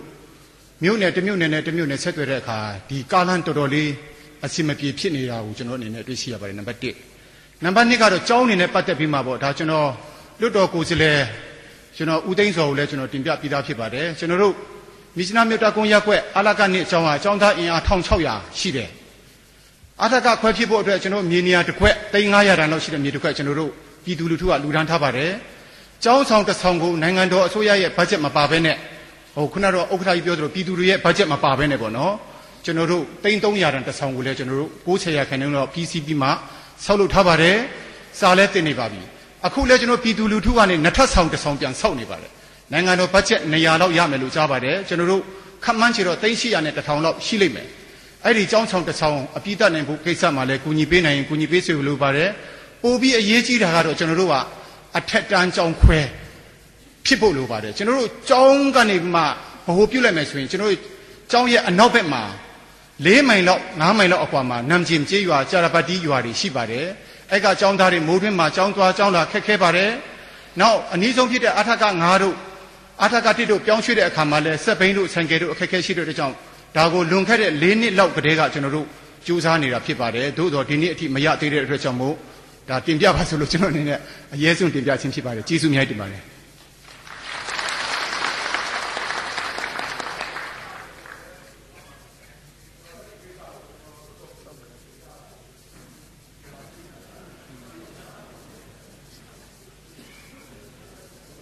ကျွန်တော်ကမြစ်ကြီးနားတက္ကသိုလ်ပထူဝင်ဌာနတာဝန်ထမ်းဆောင်တဲ့ပါမောက္ခဌာနမှူးဒေါက်တာနေအောင်ဖြစ်ပါတယ်အခုလိုမျိုးဥက္ကဋ္ဌကြီးနဲ့ကြုံတဲ့ချိန်မှာကျွန်တော်အနေနဲ့တင်ပြစရာလေးအရေးကြီးတင်ပြတာတစ်ခုတည်းပဲရှိပါတယ်ကျွန်တော်တို့ဒီနိုင်ငံဝန်ထမ်းများဟာနိုင်ငံဒေသအသီးသီးမှာတာဝန်ထမ်းဆောင်တဲ့အခါမှာမလွဲမရှောင်သာကိစ္စရပ်များနဲ့ခီးသွားတာရှိပါတယ်ကျွန်တော်မြင်တာကတော့ကချင်ပြည်နယ်အတွက်အရေးကြီးဆုံးတကားပေါက်ဟာဆက်သွယ်ရေးဖြစ်ပါတယ်အဲ့ဒီဆက်သွယ်ရေးထဲမှာမှအလင်းလင်းမြန်နဲ့အများဆုံးရောက်ဆိုင်တာဟာကျွန်တော်တို့လေကြောင်းပို့ဆောင်ရေးဖြစ်ပါတယ်အထူးသက်သာသောနှုံသားများနဲ့လေရင်ပို့ဆောင်ပေးမယ်ဆိုရင်ကျွန်တော်တို့အရေးပေါ်ကာလပဲဖြစ်ဖြစ်ပုံမှန်ကာလပဲဖြစ်ဖြစ်ကျွန်တော်တို့ဟာလွယ်လင့်တကူဆက်သွယ်သွားလာနိုင်မှာဖြစ်ပါတယ်ကျွန်တော်တို့စာမေးပွဲအတွက်အောင်စင်းများတွားပို့တဲ့အခါမှာကျွန်တော်ယထာကခက်ခဲရှိပါတယ်အဲ့ဒီအချိန်မှာကျွန်တော်တို့ဟာမန္တလေးတက္ကသိုလ်အဝေးစဉ်ကိုကျွန်တော်တို့အောင်စင်းပို့ရပါတယ်အဲ့ဒီအချိန်မှာကျွန်တော်တို့လေရင်နဲ့စီစဉ်ရပါတယ်တချို့ရက်သိမ့်ကတ်တဲ့အခါမှာကျွန်တော်တို့ပုဂ္ဂလိကလေရင်များကိုအားကိုးရပါတယ်အဲ့ဒီအချိန်မှာလေရင်စိတ်ဟာ9000ကျော်ဖြစ်ပါတယ်ကျွန်တော်တို့နိုင်ငံဝန်ထမ်းများအလတ်မမီတဲ့အခြေအနေမျိုးဖြစ်ပါတယ်ဒါကြောင့်မလို့ဥက္ကဋ္ဌကြီးလာရောက်တဲ့အချိန်မှာကျွန်တော်အနေနဲ့နိုင်ငံကိုစားများရောပြည်နယ်ဖွံ့ဖြိုးတိုးတက်ရေးအတွက်ရောအရေးကြီးဆုံးတင်ပြချင်တာကဆက်သွယ်ရေးလမ်းပန်းဆက်သွယ်ရေးကိုတနည်းနည်းနဲ့ဒီတဲ့ကောင်းယထာပဲဖြစ်ဖြစ်လေမြန်ပဲဖြစ်ဖြစ်ကားပဲဖြစ်ဖြစ်တတ်နိုင်ဆုံးဆောင်ကျဉ်ပေးပါလို့လေးစားစွာတင်ပြအပ်ပါတယ်ကျေးဇူးတင်ပါတယ်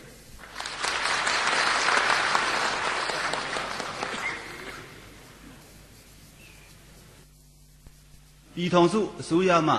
အစီအမံဆောင်ရွက်တည်ဆောက်ပေးနိုင်ပါရန်လေးစားစွာတင်ပြအပ်ပါတယ်ခင်ဗျာကျေးဇူးတင်ပါတယ်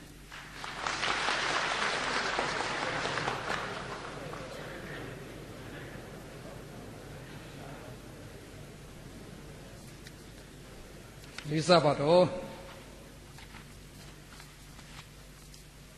လွတ်တော်ဥက္ကဋ္ဌကြီးတဲ့တကွလွတ်တော်ကိုဆွေကြီးတော်ကြီးများပြည်တော်စုဝန်ကြီးများနဲ့ကချင်ပြည်နယ်ဝန်ကြီးများနဲ့ကချင်ပြည်နယ်ဆွေးအဖွဲ့ဝန်ကြီးချုပ်နဲ့ဝန်ကြီးဖွဲ့များခင်ဗျာပြည်နယ်နဲ့မြို့နယ်ခရိုင်ဌာနဆိုင်ရာကြီးကများရှေ့မှာကျွန်တော်အနည်းငယ်တောင်းဆိုခြင်းပါတယ်ဥက္ကဋ္ဌကြီးနဲ့ပြီးတော့ပွင့်ပွင့်လင်းလင်းဆွေးနွေးပါဆိုတော့ကျွန်တော်တခုပဲကျွန်တော်ဆွေးနွေးပါမယ်ကျွန်တော်အချိန်ကိုလည်းလေးစားပါတယ်ကျွန်တော်တို့ကချင်ပြည်မှာကြောက်မရတနာကြောက်စဉ်ထွက်ရှိပါတယ်ဆိုတော့ကချင်ပြည်နယ်မှာရှိတဲ့မြစ်ချမြို့နယ်ခရိုင်မှာရှိတဲ့ပြည်သူပြည်သားတွေကြောက်မြမှာထွက်ရှိတဲ့အကျိုးမဲ့လေးကိုဒါရိုက်ဒေါ်လကောင်တဝက်တော့နေ့အဖြစ်ခံစားခွင့်ရှိတယ်လို့ကျွန်တော်ယူဆယုံကြည်ပါတယ်ဒါမဲ့1986မြန်မာကြောက်မဲ့ရတနာဥပဒေအရဤဥပဒေများအရတော့လကောင်ဒီကြောက်ရဲ့မြန်မာကြောက်မဲ့ရတနာရောင်းဝယ်ရဲ့လုံငါမှာမြန်မာရဲ့ကြောက်မဲ့ရတနာများကြောက်စီများကိုကျွန်တော်တို့ရတနာပြောက်ဖွဲ့လုပ်ပါတယ်ရတနာပြောက်ဖွဲ့လုပ်တဲ့အခါမန္တလေးရန်ကုန်နေပြည်တော်မှာလုပ်ပါတယ်ကျွန်တော်ထောက်ခံပါတယ်ကျွန်တော်နိုင်ငံမြို့တော်မှာဒီလူကြီးမားတဲ့နိုင်ငံတော်ဝင်ဝင်ရှိတဲ့ကျောင်းမဲ့ကျွန်တော်လုပ်ငန်းလုပ်တဲ့ကျောင်းရောင်းဝယ်လုပ်ငန်းမှုလေလံပွဲကျွန်တော်လိုက်ပါပါတယ်ဂုဏ်ယူပါတယ်ထိုနည်း၎င်းပဲကချင်ပြည်နယ်မှာထွက်ရှိတဲ့ကျောင်းမြင့်ရတနာကိုမြစ်နာမြို့မှာလည်းလွင့်ခွင့်ပြုမယ်ဆိုရှင်အင်ဒီအင်ဒန်ယောဂမုံမြတ်ပြည့်မြတ်ပါတယ်ဆိုတော့ကျွန်တော်ယူသားကြပြောချင်ပါတယ်ဒါကြောင့်မလို့1986နီးဥပဒေမြန်မာကျောင်းမြင့်ရတနာဥပဒေရတော်၎င်းနီးဥပဒေရတော်၎င်းလွတ်တီများကိုလွတ်တော်ဥက္ကဋ္ဌကြီးများပြုပြင်တူးချက်ပြီးမှကချင်ပြည်နယ်မြစ်နာမြို့မှာမြန်မာရတနာကျွန်တော်တို့လေလံပွဲကို6လကြီးနေ့လေပွဲဆိုတာမျိုးရှိပါတယ်ဒါကိုကချင်ပြည်နယ်မှာရှိတဲ့ပြည်သူပြည်သားလွတ်တော်ဥက္ကဋ္ဌရဲ့တာသမီများကျွန်တော်အားလုံးပေါ်မှာခံစား권ပြုပါလို့ကျွန်တော်လေးစားဆိုတော့ကျွန်တော်တောင်းဆိုအကြံပြုအပ်ပါတယ်ကျေးဇူးတင်ပါတယ်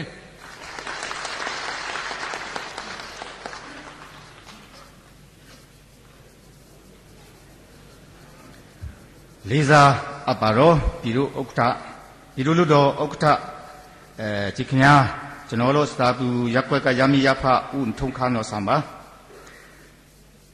ကျွန်တော်အနေနဲ့ပြည်သူအတန်ပြည်သူအတန်လွတ်တော်အတန်ဆိုရဟာကိုနည်းနည်းထောက်ခံချင်ပါတယ်လွန်ခဲ့တဲ့လက ရှေ့နေ့မှာကျွန်တော်တို့အမျိုးသားလွတ်တော်ကိုယ်စားလှယ်ဦးဖြတ်ထင်တာနဲ့ဂျာယာပြည်သူ့လွတ်တော်ကိုယ်စားလှယ်ဒေါ်တွဲဘူးတို့ဦးစီးဦးဆောင်ပြီးလွတ်တော်ရဲ့အတွေ့အကြုံရှင်းလင်းတာနဲ့ကချင်ပြည်နယ်ငြိမ်းချမ်းရေးရရှိဖို့အတွက်လွတ်တော်မှာညီရွတ်မိကဲ့သို့ကျွန်တော်တို့အမျိုးသားလွတ်တော်မှာအဆိုတင်သွင်းပါတယ်ဆိုတဲ့ဟာကိုဤနေရာမှာတော်တော်ကျွန်တော်တို့ပြည်သူလူထုတွေကိုတော်တော်ရှင်းပြတဲ့အထဲမှာအမျိုးသားလွတ်တော်ကိုယ်စားလှယ်ဦးဖြတ်ထင်တာအနေဖြင့်ငြိမ်းချမ်းရေးရရှိဖို့အတွက်ဆောင်ရွက်တဲ့နေရာမှာအစင်မပြေတာတစ်ခုခုတော့လူနေပြီဆိုတဲ့စကားလုံးလေးကိုထည့်ပြောပြီးတဲ့နောက်တက်ရောက်လာတဲ့ပြည်သူလူထုများပွင့်ပွင့်လင်းလင်းအကြံပြုကြပါဆိုတဲ့စကားလုံးလေးနဲ့ခွင့်ပြုလာတဲ့အတွက်ကြောင့်အဲ့ဒီနေရာမှာကျွန်တော်ပြည်သူလူထုကချင်တိုင်းသားတူအနေနဲ့ဒီနေရာမှာရပ်ပြီးမှကျွန်တော်အဆူဆွေးနွေးတင်ပြခဲ့ပါတယ်ပြည်သူအတန်လွတ်တော်အတန်ပြည်သူဆန္ဒလွတ်တော်ဆန္ဒဆိုတဲ့အနေထားအရငြိမ်းချမ်းရေးရရှိဖို့အတွက်ကစီလုံးညီညွတ်ရေးနဲ့ဒီမိုကရေစီပါတီကချင်ပြည်နယ်ဆိုတဲ့ခါရုပါတီကအင်မတန်အရေးကြီးပါတယ်ဆိုတဲ့ညမှာကျွန်တော်ဒီညမှာအဆိုတင်သွင်းကြတယ်ခါရုအမျိုးသားလွတ်တော်မှာရောပြည်သူ့လွတ်တော်မှာရောကျွန်တော်ကချင်ပြည်နယ်ကတက်ရောက်လာတဲ့ပြည်သူ့လွတ်တော်ကိုယ်စားလှယ်တွေဟာဒီအဆိုကိုငြိမ်းချမ်းရေးရအောင်မအဆူတင်သွင်းကြပါဆိုတဲ့ဟာကိုကျွန်တော်ဒီညမှာအဆူတင်သွင်းခဲ့ပါတယ်KIA ကိုရပ်ပါတမတော်အစိုးရကိုရပ်ပါဆိုတဲ့စကားလုံးမတုံးမဲနဲ့နှစ်ဖက်စလုံးကိုပါဝင်စေတဲ့အနေအထားအရရပ်ပါဆိုတဲ့စကားလုံးကိုတုံးပြီးလွတ်တော်မှာအဆူတင်သွင်းအကယ်၍မိမိအဆူတင်သွင်းတဲ့အဆူဒီမှန်ကန်နေရင်လွတ်တော်ကလက်မခံဘူးဆိုရင်တော့အဲ့ဒီလွတ်တော်ကနှုတ်ထွက်ပါဆိုတဲ့အနေထားလောက်တော့မှကျွန်တော်ဒီနေရာကနေအဆူတင်သွင်းခဲ့ပါတယ်ဒီတော့အခုဒီတို့လွတ်တော်ဥက္ကဋ္ဌကြီးပထမဆုံးမင်းကွန်းထဲမှာပါတဲ့အတိုင်းမြူလာလွတ်တော်ဥက္ကဋ္ဌတင်နာတို့ကိုယ်စားလှယ်ဖြတ်တင်နာဒေါ်တွဲကူတို့ရဲ့အဆူကအောင်မြင်ပါတယ်ဆိုတဲ့ဟာကိုပြောပြတဲ့အတွက်ကြောင့်ကျွန်တော်ပြည်သူလူထုတူအနေနဲ့အဆူတင်သွင်းခဲ့တဲ့ဟာကိုကျွန်တော်ရောဝမ်းသာမိတဲ့အကြောင်းပထမဆုံးကျွန်တော်ကိုကနေကိုရတွေးတဲ့လူပဲခံယူကြကျွန်တော်တင်ပြတဲ့အဆူကအောင်မြင်တယ်ဆိုတဲ့ကျွန်တော်လည်းခံယူတဲ့အကြောင်းကိုပြောလိုပါတယ်နောက်ဒီဒုတိယအချက်အနေနဲ့ဒါတော့ငင်းချမ်းချင်းနဲ့မဆိုင်ပါဘူးဒါနိုင်ငံတော်အစိုးရအနေဖြင့်ယနေ့ခံယူပြီးမှဆောင်ဖို့အနေဖြင့်ကျင်းညာထုတ်ပြန်နေတဲ့စာပိုက်တစ်ခုပြည်သူသဘောထားတဲ့ပေါ့ဒါပြင်စရာလူမလားဆိုတဲ့အချက်လေးကိုတင်ပြလိုပါတယ်ပြည်ပအာကိုပစင်ယူအစိုးမြင့်ဝါဒီများဘုံရန်တို့အဖြစ်တမတ်ချချေမုန်းကြဆိုတဲ့ဒီစကလုံးဒီယခင်ကနိုင်ငံတော်အေးချမ်းနိုင်ငံတော်ညီမှုပြည်ပြရေးနဲ့တိဆောက်ရေးအဖွဲ့အစည်းရခေတ်မှာဒီရင်နိုင်ငံတော်အေးချမ်းသာနဲ့ဖွံ့ဖြိုးရေးကောင်စီခေတ်သူအချိန်သူအခါတော့က၎င်းအချိန်မှာအုပ်ချုပ်ခဲ့တဲ့နိုင်ငံတော်ရဲ့အကြီးအကဲတွေရဲ့ခံယူချက်သူအချိန်ခါမှာမှန်ကောင်းမှန်ပါလိမ့်မယ်ဆိုတဲ့အနေအထားကိုကျွန်တော်သိမိပါတယ်ဒီတော့ပြည်သူသဘောထားဆိုတဲ့အနေအထားဖြစ်တဲ့အတွက်ကြောင့်နိုင်ငံတော်ရဲ့သဘောထားဆိုတော့ဒါကျွန်တော်တို့ပြည်သူတူအနေနဲ့မိကဲတို့တင်ပြဆွေးနွေးမလို့ပါဘူးဒီတော့အခုကကျွန်တော်တို့ပွင့်လင်းမြင်သာမှုဒီမိုကရေစီခေတ်ကိုသွားနေပြီဖြစ်တဲ့အတွက်ကြောင့်ကျွန်တော်ကဒီအဆူရာဒီဆောင်ပုတ်ကနည်းနည်းများပြင်စရာလူမလားဆိုတဲ့အမြင်လေးတွေးမိပါတယ်အခုကပွင့်လင်းမြင်သာတဲ့ဒီမိုကရေစီစနစ်ဖြစ်လာတဲ့အတွက်ကြောင့်နိုင်ငံတကာနဲ့ကူးလူဆက်ဆံကြမယ်ရင်းနှီးမြှုပ်နှံမှုတွေကျွန်တော်တို့ဖြစ်လာမယ်ဆိုတော့ဒီအဆူဒီဆောင်ပုတ်လေးကိုများကျင်ရင်ကောင်းမလားဆိုတဲ့အဆူကျွန်တော်ဒီညမှာအဆူဆွေးနွေးတင်ပြလိုပါတယ်ကျေးဇူးတင်ပါတယ်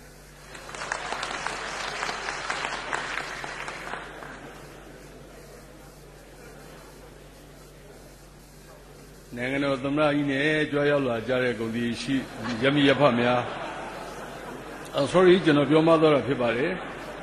သူပဲကျေးဇူးတင်တာဖြစ်ပါတယ်ကျွန်တော်အနေနဲ့အရေးကြီးတာလေးတစ်ခုတင်ပြချင်တာဖြစ်ပါတယ်ကျွန်တော်ကဒီတက်ကုန်းဘက်ကနေပြီးတော့မှရမီရဖတူဖြစ်တာဖြစ်ပါတယ်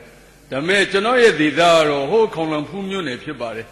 အဖေကနေတက်ကနေထွက်လိုက်တဲ့အခါမှာမြစ်ကြီးနားနေပြသွားတာဖြစ်ပါတယ်အဓိကကတော့ဗာလဲဆိုလို့ရှိရင်ကျွန်တော်တို့ပူတောင်ဒေသမှာပူတောင်မချမ်းဘောနော်မုံခေါ်ပူတဲ့ဘက်မှာပြီးခဲ့တဲ့နှစ်မိုးတွင်းမှာလည်းပဲစံတအိတ်8000ဖြစ်သွားတာဖြစ်ပါတယ်နိုင်ငံတော်ကကူညီတဲ့အတွက်နောက်ပိုင်းမှာကုန်စည်နှုန်းတွေတော်တော်လေးကျသွားတာဖြစ်ပါတယ်ပြီးခဲ့တဲ့လမှာလည်းကုန်စည်နှုန်းတွေအင်မတန်ကြီးမြင့်တာဖြစ်တဲ့အတွက် ဆန္ဒမပြကြည့်မမဲလို့ဒီသူကနည်းနည်းလေးပေါ့လေကောင်းမွန်တင်ပြတဲ့တပြောနဲ့ဆန္ဒပြသွားတာရှိတာဖြစ်ပါတယ်ဒီနေ့ထဲမှာလည်းပဲဒီကောက်ပဲတိညာငါစဘာသိမ့်မအောင်မှုဖြစ်တာဖြစ်ပါတယ်ဖြစ်တဲ့ခါကျတော့နိုင်ငံတော်အနေနဲ့ဒီနေဆက်ဒေသဖွံ့ဖြိုးရေးဝန်ကြီးဌာနလည်းရှိတဲ့အခါမှာဘာပဲပြောအဲ့ဒီဝေးလံခေါင်းပါတဲ့ဒေသအဲ့ဒီဘက်မှာကတရားဇာတလည်းမထွက်ဘူးဖြစ်ပါတယ်တော်လိုင်းရေးတပ်ဖွဲ့ဆိုတာလည်းမရှိဘဲနဲ့နေမြေကတော့အဖြူအောင်နေမြေဖြစ်တဲ့အခါမှာနိုင်ငံတော်အနေနဲ့ကုန်စည်နှုန်းကျဆင်းရေးကဏ္ဍမှာအထက်နိုင်ဆုံးဆောင်ကျင်းပေးဖို့အတွက်ကျွန်တော်အနေနဲ့အထူးအားကိုးစွာနဲ့တင်ပြချင်တာဖြစ်ပါတယ်အများကြီးကျေးဇူးတင်ပါတယ်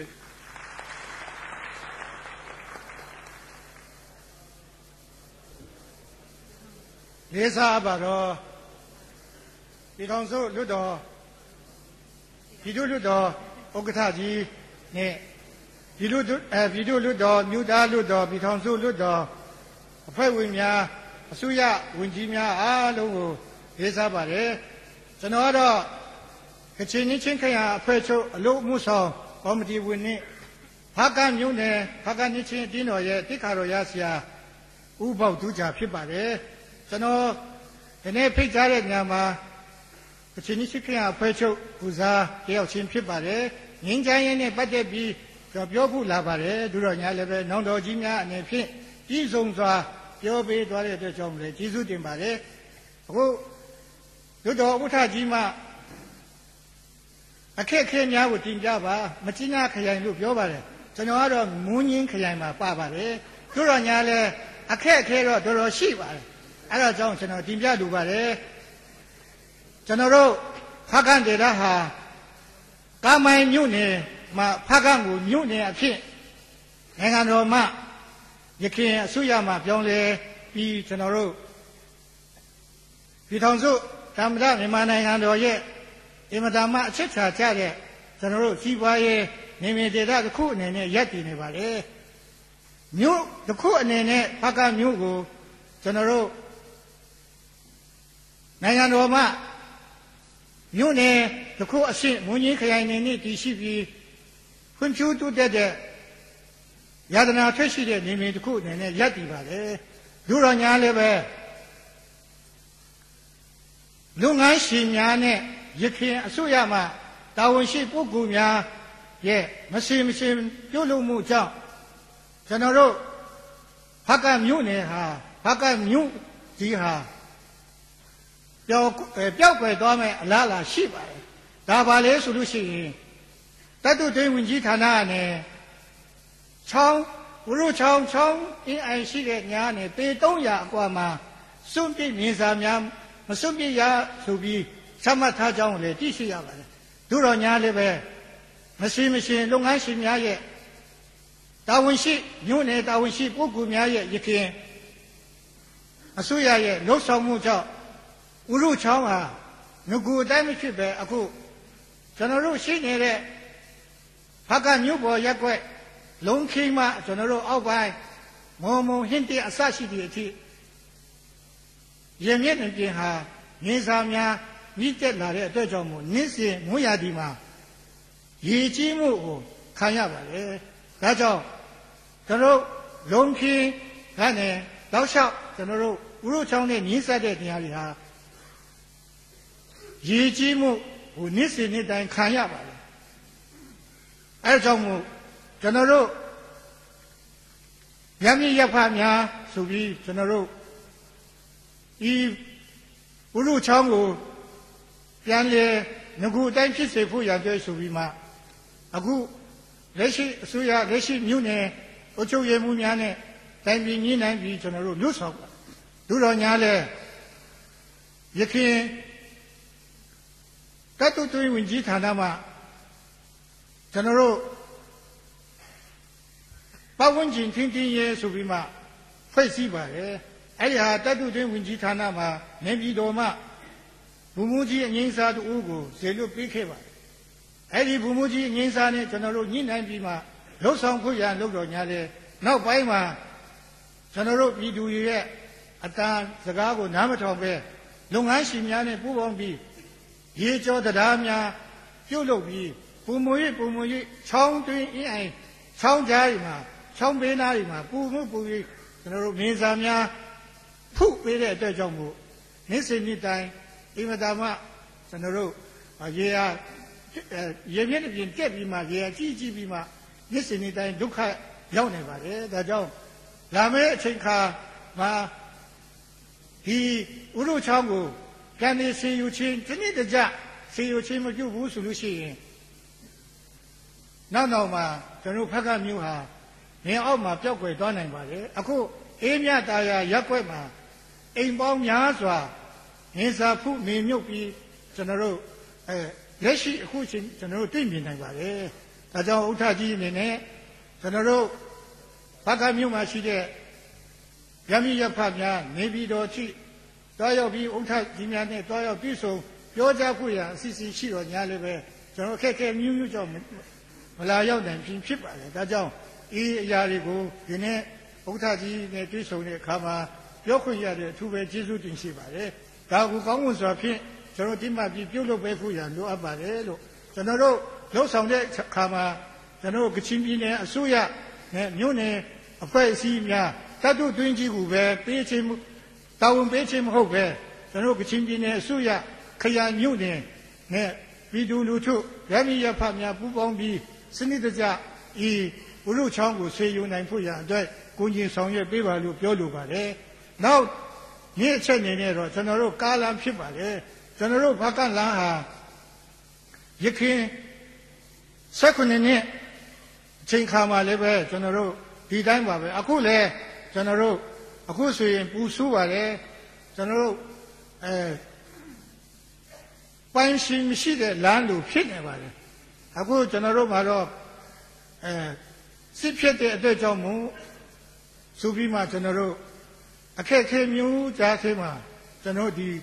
ဖက်ကကနေဒီမချိနာအထိလားဖက်ကကနေမချိနာကားမိုင်းကနေမုံကောင်းလမ်းအင်မတန်ဆူပါလေတောက်လျှောက်ကျွန်တော်တို့ဖက်ကမှာ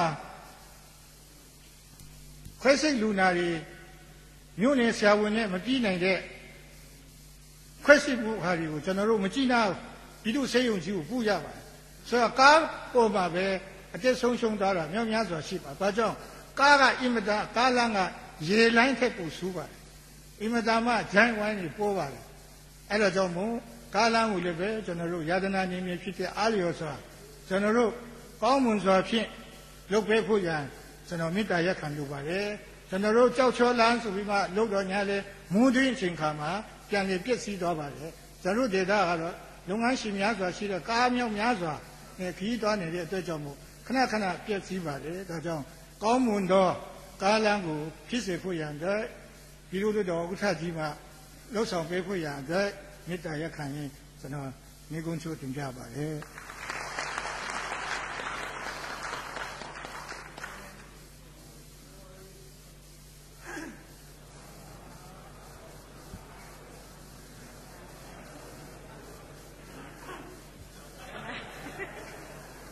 လေစားပါတော့ဥက္ကဋ္ဌကြီးခင်ဗျာကျွန်တော်ခဏထားရတော့ခွင့်လွတ်ပါကျွန်တော်အနေနဲ့ညီချမ်းရေးကိစ္စထပ်မှဆွေးနွေးစရာတော့မရှိတော့ပါဘူးဥက္ကဋ္ဌကြီးပုခုံးပေါ်မှာတပြေခက်ကြိုက်ချီထားတဲ့ဂျူးဖြူထိုင်နေတာကျွန်တော်မြင်ရောက်မိပါတယ်အဲ့တော့အခုကျွန်တော်တင်ပြချင်တာကဒီအခက်အခဲတစ်ခုပေါ့ကျွန်တော်တို့ကချင်ပြည်နယ်မှာအဲ့ဒါဘာလဲဆိုလို့ရှိရင်ကျမ်းမာရေးနဲ့ပတ်သက်တာကျမ်းမာရေးကဏ္ဍပေါ့ဗျာအခုဒီမှာကျွန်တော်တို့ဒီပြည်ထောင်စုကျမ်းမာရေးဝန်ကြီးလက်ပါနေတဲ့ဖြစ်တဲ့အတွက်ကြောင့်ဒီချင်းခါမှာတင်ပြတာအကောင်းဆုံးဖြစ်မယ်လို့ဥက္ကဋ္ဌကြီးလည်းဖွင့်ပြထားတာဖြစ်တဲ့အတွက်ကြောင့်ကျွန်တော်ကချင်ပြည်နယ်မှာဒီကျမ်းမာရေးပိုင်းဆိုင်ရာအင်တာနှိမ့်ချနေပါသေးတယ်ဆေးရုံတွေမှာပြောမယ်ဆိုလို့ရှိရင်အဆောက်အဦနောက်ပြီးတော့မှပစ္စည်းကိရိယာ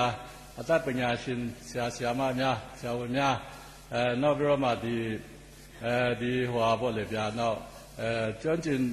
တဲ့ပညာရှင်တွေပေါ့ဗျာပြောချင်တာကအစစအရာမှာတော်တော်လေးနှိမ့်ချနေတယ်အထူးသဖြင့်ဒီဥက္ကဋ္ဌပိုင်းဆိုင်ရာနားမျက်စိနှာခေါင်းစရှိတဲ့အပိုင်းတွေမှာတော်တော်လေးကိုလိုအပ်နေပါသေးတယ်ဒါကြောင့်မလို့တစ်ခုခုဖြစ်ပြီးဆိုလို့ဥက္ကဋ္ဌပိုင်းဆိုင်ရာမှာဥက္ကဋ္ဌတွေ့ကြောပေါက်တာမျိုးဥက္ကဋ္ဌတွေ့ကြောမှာဟာလာတွေးပိတ်ဆိုတာမျိုးစရှိပြီးဆိုလို့ရှိရင်ဒီမှာကိုလို့မရမလေးရန်ကုန်ပို့ရတယ်မလေးရန်ကုန်ပို့ရင်ဆိုလို့ရှိရင်ဖြည့်စိတ်မရှိတဲ့လူတွေဆိုလို့ရှိရင်တွားလို့မရဘူးမတွားနိုင်တဲ့ခါကျတော့ဒါအသက်ဆုံးရှုံးရတာပဲတချို့ဆိုလို့ရှိရင်ခ ဖေးစစ်ရှာနေတာနဲ့အချင်းကုန်သွားရောယောဂကျွမ်းသွားရောလွန်သွားရောအဲ့လိုမျိုးဖြစ်နေတယ်ဒါကြောင့်မလို့ဒီကျွန်တော်တင်ပြချင်တာကတူတူလေးပါကျမ်းမာရေးခန္ဓာကိုမြင့်တင်ပေးပါလို့အဲ့ဒါတင်ပြချင်တယ်ဒါဘာကြောင့်လဲဆိုရင်ကျွန်တော်ဒါကိုအခြားလူတွေကတင်ပြရဲဆိုရင်တော့ကျွန်တော်တင်ပြစရာမလိုကျွန်တော်နားထောင်စောင့်ကြည့်နားထောင်နေတယ်ဘုဒ္ဓမဒီကဏ္ဍကိုမတင်ပြတဲ့အတွက်ကြောင့်ကျွန်တော်ထားပြီးတင်ပြခြင်းဖြစ်ပါတယ်ဒါဘာကြောင့်လဲဆိုတော့အကြီးကြီးတယ်လူအသက်နဲ့ဆိုင်တယ်ဒါကြောင့်မလို့တခြားကဏ္ဍတွေမှာလည်းအားနည်းချက်တွေရှိတယ်အပိုင်းတွေရှိတယ်ဒါမဲ့ဒီကျမ်းမာရေးကိုဦးစားပေးပြီးဆောင်ရွက်ပေးပါမြင့်တင်ပေးပါလို့မေတ္တာရပ်ခံတော့ပါတယ်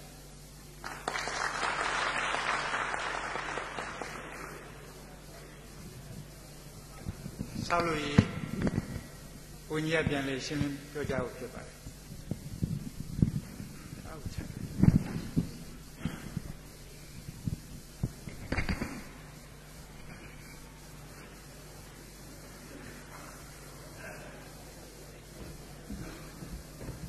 အားလုံးမင်္ဂလာပါခင်ဗျာ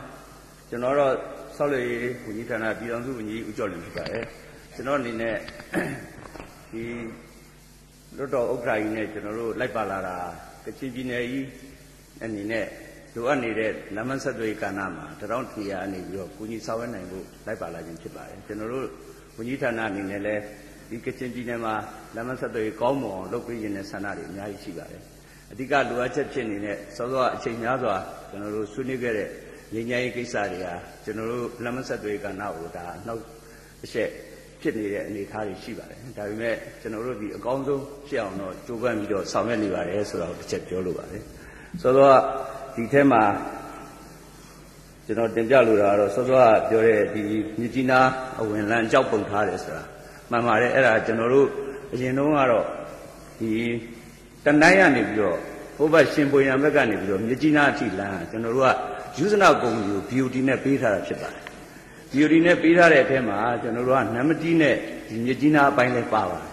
အဲ့လိုပါသွားတဲ့အခါကျတော့အဲ့ဒီဘိုင်းကိုမလုပ်တဲ့အတွက်ကျွန်တော်တို့ကဒါနောက်ပိုင်းမှာ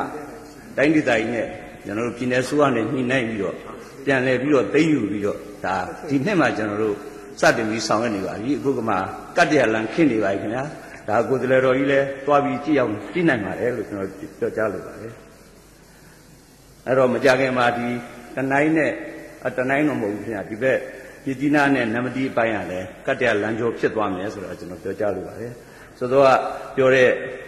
တယုတရားနဲ့တဝန်တရားဆိုလဲမှန်ပါတယ်ဒါလည်းကျွန်တော်တို့ယူဇနာကုမ္ပဏီကို BOT ပေးခဲ့တဲ့လမ်းပိုင်းမှာပါပါတယ်အဲ့တော့ BOT လမ်းထဲမှာရှိနေတဲ့တရားတွေဒီကျွန်တော်တို့တာမန်အတိုင်းကတော့ BOT စာချုပ်ရကျွန်တော်တို့တက်ဆိုင်ရာကုမ္ပဏီကဆောင်ရွက်မှာဖြစ်ပါတယ်သူကရင်ပြည်အောင်စုလမ်းပေါ်မှာလည်းကျွန်တော်တို့ရှိနေတဲ့အတွက်ဒါဟုတော့ကျွန်တော်တို့ပြန်လဲစီစစ်ပြီးတော့လိုအပ်ချက်ရရောကျွန်တော်တို့လုပ်နိုင်တဲ့အနေအထားရရောပြည့်စုံမယ်ဆိုရင်ဒါကျွန်တော်တို့တိဆောက်ပေးဖို့စတင်ဆောင်ရွက်နိုင်ပါမယ်လို့ကျွန်တော်တင်ပြရပါတယ်အဲ့တော့အလုံးချုပ်ပြီးကျွန်တော်အနေနဲ့ပြောရရင်စောစောပြောသလိုပါပဲကျွန်တော်တို့အနေနဲ့ဆန္ဒရှိပါတယ်ကျွန်တော်တို့လူတွေလည်းဒီဒေသမှာဒါရုန်းကန်ပြီးကျွန်တော်တို့ဆောင်ရွက်နေကြတာဖြစ်ပါတယ်အဲ့တော့ကျွန်တော်တို့ငြိမ်းချမ်းရမယ်ဆိုရင်အားလုံးအဆင်ပြေသွားမှာဖြစ်ပါတယ်ကျွန်တော်တို့ဘက်ကလည်းကြိုးစားဆောင်ရွက်ပါမယ်ပြည်သူများကလည်းဝိုင်းဝန်းကူညီပြပါကျွန်တော်တို့ဘက်ကအားနည်းချက်ကိုလည်းရှိရင်ထောက်ပြကြပါလို့ပြောကြရင်လည်းကိုချုပ်ပါတယ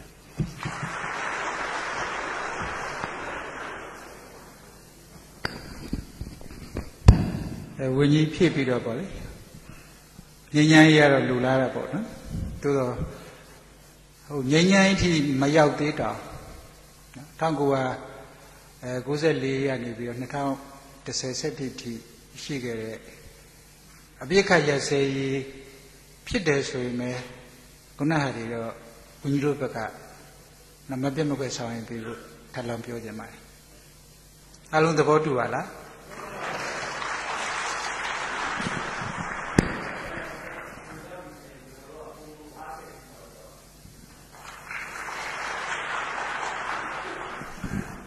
ကျမ်းမာရေးဝင်ကြီး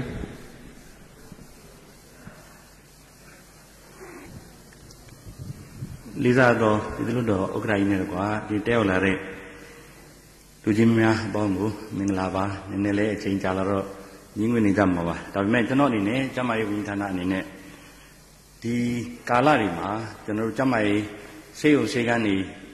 နဲ့ဆရာဆရာမတွေအဓိက ကောင်းနေကြတာရှိပါတယ်မှန်ပါတယ်ကျွန်တော်လုပ်နေတဲ့လုပ်ငန်း၄ခုရှိပါတယ်တစ်ခုကတော့တမရေးမြင့်တင်တဲ့ကိစ္စဖြစ်ပါတယ်နေကောင်းတယ်လို့ပြောနေကြတဲ့ကိစ္စတွေကအခုကနေမကောင်းမဖြစ်တဲ့လူကိုတမတယ်လို့ပြောနေကြတာဖြစ်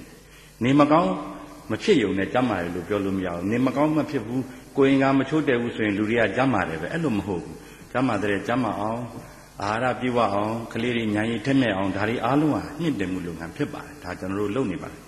နံပါတ်2ကကာကွယ်တဲ့လုပ်ငန်းဖြစ်ပါတယ်ယောဂကာကွယ်ရေးလုပ်ငန်းအဓိကတော့ရှင်းရှင်းလင်းလင်းဟောပေါ့နော်အထင်ရှားဆုံးဥပမာကိုကာကွယ်ဆေးပါအင်မတန်ထိရောက်ပါတယ်ကျွန်တော်တို့ငယ်ငယ်တော့တောက်လဲတည်တဲ့ယောဂတွေအခုကာကွယ်ဆေးထိုးနိုင်လို့မတည်ပါဘူးဒါပေမဲ့အခုချိန်မှာဉာဏ်ရည်အရနည်းနည်းလေးအချိန်လေးတစ်ခုဖြစ်လာတဲ့အတွက်ကျွန်တော်တို့ကာကွယ်ဆေးထိုးလုပ်ငန်းကိုကြဲကြဲပြန့်ပြန့်မလုပ်လာနိုင်တဲ့ခါမှာကျွန်တော်အဲ့ဒီဟာကိုစိတ်ပူပါတယ်ခင်ဗျဘာလို့လဲဆိုတော့ကလေးတွေကကျွန်တော်တို့ရဲ့အနာဂတ်ဖြစ်ပါတယ်ကာကွယ်လို့ရနိုင်တဲ့ယောဂတွေနဲ့တည်သွားတာမတန်ပါဘူးဖြစ်ပြီဆိုဘယ်လို့မှကုလို့မရတဲ့ယောဂနဲ့တည်သွားတယ်ဆိုတာဒါပြဿနာမဟုတ်ကာကွယ်လို့လည်းရရတဲ့နဲ့ကာကွယ်ဆေးတွေလည်းရှိရတဲ့နဲ့ကာကွယ်ဆေးကိုမထိုးနိုင်လို့ယောဂဖြစ်ပြီးတည်သွားတဲ့ကလေးတွေဒီကလေးတွေထဲမှာဒီကလေးတွေသာမတည်ခဲ့ရင်နောက်နှစ်မှာကချင်ပြည်နယ်ကြီးရဲ့တိုးတက်ကြောင်းကိုကချင်လူမျိုးတွေရဲ့တိုးတက်ကြောင်းလုံးမဲ့လူဘယ်နှယောက်ပါမလဲနိုင်ငံတော်နဲ့လူသားတွေရဲ့အကျိုးကိုဆောင်နိုင်တဲ့လူဘယ်လောက်ပါမလဲကျွန်တော်တို့မသိနိုင်ပါဘူးဒါကြောင့်မလို့ကာကွယ်ဆေးထိုးလုပ်ငန်းကိုကြဲကြဲပြန့်ပြန့်ကျွန်တော်တို့လုပ်ချင်ပါလေလုပ်နိုင်အောင်လဲဝိုင်းဝန်းကူညီပေးကြပါနံပါတ်3ကတော့ကုသရေးပါကုသရေးဆိုတာယောဂမရှာဖွေဘဲနဲ့ကုသလို့မရတဲ့အတွက်ယောဂရှာဖွေရေးနဲ့ကုသရေးလုပ်ငန်းနံပါတ်3ကျွန်တော်တို့ထိထိရောက်ရောက်လုပ်ပါတယ်တိုးတက်ဖို့အများကြီးလိုပါသေးတယ်ကျွန်တော်တို့အများကြီးကြိုးစားပါအောင်မယ်နောက်ဆုံးကတော့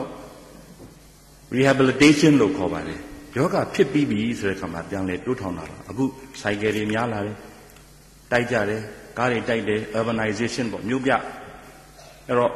ကျွန်တော်နောက်ပြီးတော့ပြောကြတာကျွန်တော်တငယ်ချင်းအယိုးဆရာဝန်တွေဆိုရင်အနန္တောအနန္တ၅ပါးရှိခိုးရင်းနဲ့နောက်ဆုံးမှာစိုက်ကယ်ကုနောအနန္တောတောင်ထည့်ပြီးတော့ရှိခိုးရတယ်စိုက်ကယ်ကိုကျေးဇူးကြောင့်စိတ်ကလူတွေများလို့နော်စိတ်လက်တိုက်အဲ့ဒါနဲ့အဲ့လိုတွေဖြစ်နေဒါလည်းမဖြစ်တဲ့ကိစ္စခုနတူးကြပြောသွားတဲ့ကိစ္စမှာမှန်ပါတယ်ဦးနှောင်းနဲ့အာယုံကျော်ကိစ္စ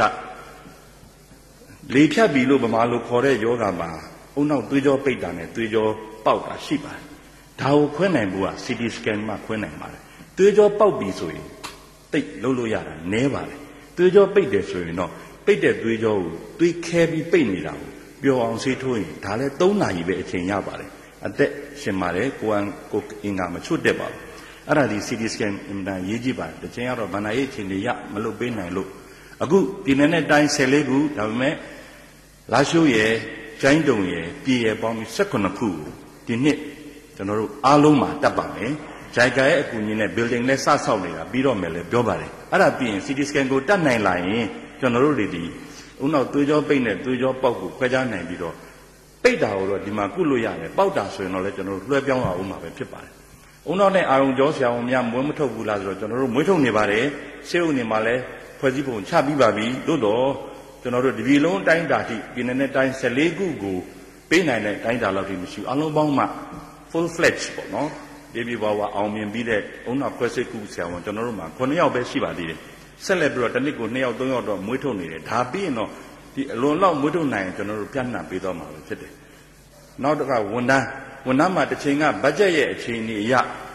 တစ်ချိန်ကဝန်ထမ်းစီမင်းအရတုတ်တက်ပဲခန့်ရမယ်ဆိုတဲ့စီမင်းအရကျွန်တော်တို့မှာခန့်နိုင်ဖို့အင်အားနည်းခဲ့ပါတယ်အခုချိန်မှာပြည်သူ့ရဲ့ဗန္ဒာကိုပဲလွတ်တော်ကစီမံခန့်ခွဲပြီးတော့ခွင့်ပြုပေးလို့ကျွန်တော်တို့ဝန်ထမ်းအင်အားကိုကျွန်တော်တို့လိုအပ်တဲ့လောက်ခုနတုတ်တက်ဆိုတာမရှိတော့ပါဘူးခန့်နိုင်မှာဖြစ်ပါတယ်ဘတ်ဂျက်လည်းရတာဖြစ်ပါတယ်ဒါပေမဲ့ဝန်ထမ်းခန့်နေဆိုတာ training ကအချိန်လေးလိုပါတယ်ခင်ဗျဒီနေ့ပတ်စံရတာနဲ့လက်ဖက်ကမှလူတွေအားလုံးထွကျွန်းပြီးတော့ဆရာဝန်တွေတော်သွားဖို့ကတော့မဖြစ်နိုင်ပါဘူးအချိန်လေးတစ်ချက်တော့စောင့်ရပါမယ်အဲ့တော့ဒီနေ့အခုထောင်ကြီးမှာတရားမတိုင်ခင်မှာဆရာဝန်တစ်လွင်1500ဆင်းပါမယ်ခင်ဗျအဲ့1500မဆင်းခင်မှာကျွန်တော်တို့ဒီစေယုံကြီးတွေမှာလက်ရှိတင်နန်းပေးထားတဲ့ဒီဆရာဝန်တွေကိုကျွန်တော်တို့အခေါ်နဲ့တော့ယုံခါလဲခေါ်တာပေါ့နော်ယုံခါပြီးတော့လွတ်လိုက်နိုင်အစ်စ်ကလေးတွေဝင်မယ်အဟောင်းတွေကဒီတိုက်နယ်မြို့နယ်တွေအနှံ့သွားကြမယ်ဆိုရင်တော့တော်တော်လေးပြည့်စုံလာမှာပါဆရာမတွေနဲ့သူနာပြုတွေကိုလည်းထပ်မံပြီးတော့ခန့်နေပါတယ်တင်နန်းတွေလည်းတိုးချဲ့ပြီးပေးမှဖြစ်ပါတယ်ဒီချိန်မှာပြည်နယ်လူတို့ကစိတ်ဝင်စားတဲ့အမှတ်မမီပေမဲ့ ရှော့ပေါ်ပြီးစဉ်းစားပေးသလားဆိုတာပြည်내အစီအစဉ်နဲ့ကျွန်တော်တို့တာဖွာတင်တန်းကျောင်းသူနာပြုတင်တန်းကျောင်းကို10%တဲ့မပိုတော့အရေးအတွက်ကိုဥမာမြကျနာတင်တန်းကျောင်းက90ဆိုရင်9ယောက်ကအမှတ်မမီတော့လဲဒေတာလိုအပ်ချက်ရကျွန်တော်တို့တင်တန်းပေးပါတယ်ဒီလိုပဲတာဖွာတင်တန်းကျောင်းကိုလည်းဒီလိုပဲပေးပါတယ်မမော်နဲ့မြကျနာနှစ်ခုရှိပါတယ်ထပ်မံတိုးချဲ့ဖို့လည်းအစီအစဉ်ရှိပါတယ်နောက်တစ်ခုကဝင်းလံခေါင်ပြဒေတာတွေကနေပြီးတော့10တန်းဆိုင်ပွဲမှာရန်ကုန်မန္တလေးကျူရှင်ကောင်းတဲ့နေရာတွေကအမှတ်ကိုမမီလို့သူတို့မရနိုင်ဘူးဆိုရင်လည်းကျွန်တော်တို့89မျိုးနယ်ရဲ့အထူးဒေတာကိုပိုင်အုပ်ချုပ်ခွင့်ရဒေတာ6ခုရတယ်ကျွန်တော်ဆေးကြောင်းဝင်ခွင့်အားလုံးရဲ့300%ကိုအထူးလျှော့ပေါ်တဲ့ကျွန်တော်တို့အမှတ်နည်းနည်းလျှော့ပြီးတော့ကျွန်တော်တို့ခေါ်တဲ့တွေဒီနှစ်36ယောက်ကဟိုလိုမိန်းကလေး908မှတ်တွေအဲ့ဒါလောက်တွေမမီတော့လဲကျွန်တော်တို့ရောက်ရှိနေကြတာဖြစ်ပါတယ်နောက်ဆက်ဆက်လဲစူးစမ်းပြီးတော့ပါမယ်ကိုယ်စိမ်းများလဲလိုအပ်တာရှိရင်တင်ပြပါနောက်ပြီးတော့ကျွန်တော်တို့ဆရာဝန်ဆရာမတွေကျန်းမာရေးဝန်ထမ်းတွေကိုလည်းစောင့်ရှောက်ကြပါလို့ကျွန်တော်အနေနဲ့မေတ္တာရပ်ခံလိုပါတယ်ကျေးဇူးအများကြီးတင်ပါတယ်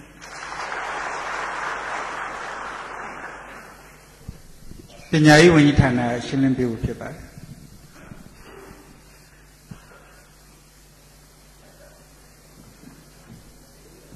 အားလုံးပဲမင်္ဂလာအပေါင်းနဲ့ပြည့်စုံပါလိမ့်မယ်ကျွန်တော်3ချက်ပဲရှိပါခင်ဗျပညာရေးငင်းရလွှမ်းမိုးနေတယ်ပညာရေးကိစ္စမိသွားတဲ့သဘောရှိပါတယ်3ချက်တောင်တာဥက္ခရမနေတောင်းဆိုလို့ပါပါကျောင်းဆင့်တူတာပါမြကြီးနာအလကနှစ်ကိစ္စပါကျွန်တော်ပြည်နယ်တိုင်းပညာမှုအားလုံးနဲ့ညှိနှိုင်းဆွေးနွေးရာထားဆုံးဖြတ်ပြီးဖြစ်ပါတယ်ထိတွေ့မှုနေသွားရင်လို့ဖြစ်ပါတယ်ခွဲမှုပါဘူးခင်ဗျအလကနှစ်ကမြကြီးနာအထကခွဲဆိုလဲအဆောက်အဦအားလုံးပြည့်စုံတဲ့သတင်းရတယ်ပဲအထကပတ်ကားဖြစ်တခါလဲပြီးမှဖြစ်ကြောင်းဥစွာပြန်လဲ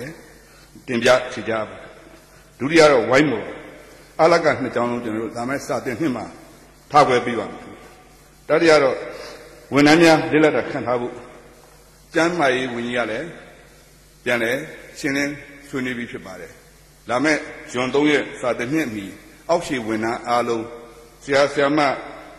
ပညာရေးကောလိပ်20ကဆင်းလို့လောက်ဆရာအကြောင်းမရှိတဲ့အတွက်ဒီတက်ကအားလုံးဦးစားပြီးစေရအောင်ပွဲရခန့်မှုအစီအစဉ်ရှိပါတယ်ခင်ဗျာအားလုံးတင်ပြတဲ့ထက်မှာကရှင်လူမျိုးကူးကွယ်တဲ့ဘာသာခရစ်ယာန်သူရဲ့သက်ဆိုင်ရာဒေသကပဲခန့်မှုအတွက်ခရိုင်ပညာရေးမှုနဲ့မြို့နယ်ပညာရေးမှုကျွန်တော်လုပ်ပိုင်ခွင့်ပေးမှာဖြစ်ပါတယ်ပြီးရင်သက်ဆိုင်ရာအလုပ်သမားဝန်ကြီးဌာနနဲ့အထွေအုပ်ချုပ်ရေးနဲ့သုံးဌာနအဓိကပေါင်းစပ်ပြီးမှသက်ဆိုင်ရာဒေသကောင်ပဲရွေးချယ်ခံထားမှာဖြစ်ကြောင်းတင်ပြပါတယ်အားလုံးစုစုပေါင်းခန့်မဲ့အင်ကတော့4000ဝန်းကျင်လောက်ပြည်တော်စုရှိပါတယ်ကျုံ3ရက်မှာဒီမှာလဲကြိုတင်ပြီးတော့ဆောင်ရွက်မဲ့အစီအစဉ်တင်ပြတော့အထွေလောက်သားပါအခြေခံပညာမူလတန်းကျောင်းများမှာအထွေလောက်သားရဲ့သဘာဝကတော့တောက်တူမရတာဝန်ပေးဖို့ဖြစ်တော်တယ်အလုတ်ကန်ရှားပါတဲ့အတွက်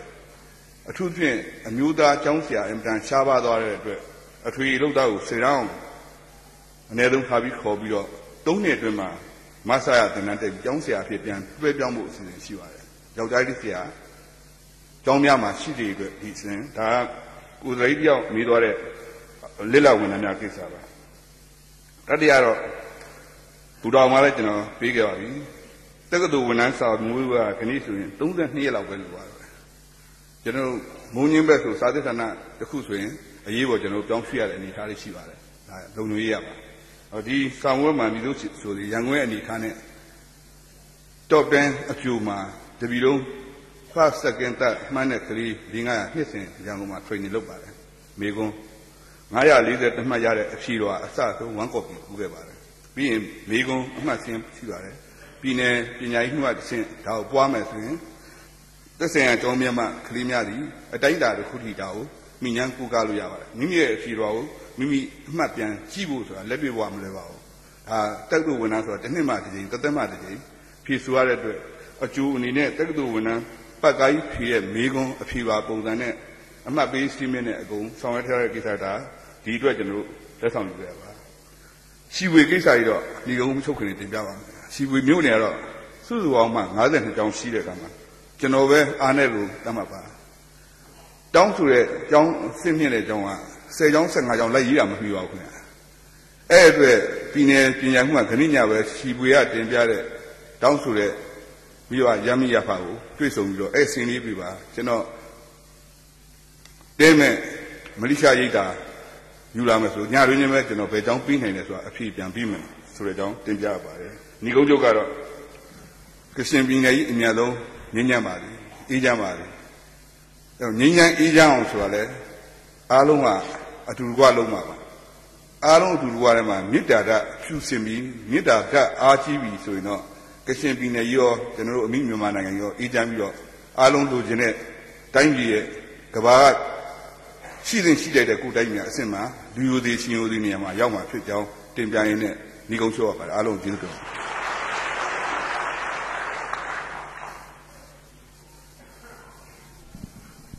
ပုဆောင်ရေးဝန်ကြီးကျွန်တော်အနေနဲ့တော့သိရှိဝေးပြောဖို့မရှိပါဘူးကျွန်တော်တို့ဒီလေကြောင်းပုဆောင်ရေးကျွန်တော်တောင်းယူတာဖြစ်ပါတယ်မြကြီးနားနေနဲ့တော့မြကြီးနားလင်းဝန်ကြီးကိုလင်းပြေးလန့်ကိုကျွန်တော်တို့ပေးခွင့်ထောင်းဒီနာမကတ်ရခင်းနေပါတယ်အဲ့ဒါပြီးသွားလို့ရှိရင်တော့ခုလောလောဆယ်လေမြန်ကွင်းရဲ့ခန္ဓာအားကျွန်တော်ကပေးပေါင်9000 8000ဆိုတော့ကျွန်တော်တို့ဒီလေမြန်မဲ့ဆင်းလို့ရတယ်ခုကျွန်တော်တို့နောက်ကားရတဲ့လေမြန်ပေါင်ချင်း3,000 လောက်ရှိတဲ့လေမြန်အမ်ဘရာလေမြန်ဆင်းလို့ဆိုရင်ကျွန်တော်နည်းနည်းအင်အားဖြစ်နေပါတယ်အဲ့ဒါပြီးသွားရင်တော့ကျွန်တော်တို့စိတ်ကူးတာဒီမြန်မာလေကြောင်းကနေပြီးတော့အောက်ဘက်ဆိုလို့ရှိရင်ကျွန်တော်တို့ကော့တာဒဝဲဘေးရန်ကုန်နေပြည်တော်မန္တလေးမြစ်ကြီးနားပူတာအထိရေရှိကျွန်တော်ဆွဲဖို့ကျွန်တော်စိတ်ကူးတာရှိပါတယ်ဒါလေးကျွန်တော်တင်ပြကြပါတယ်နောက်တစ်ခုကကျွန်တော်တို့လောလောဆယ်ပူတာဝပြည်သူ့လွှတ်တော်ကိုယ်စားလှယ်ခဏကျွန်တော်တို့အဘူကပ်ပါတယ်အဲ့တော့ကျွန်တော်တို့ပူတာ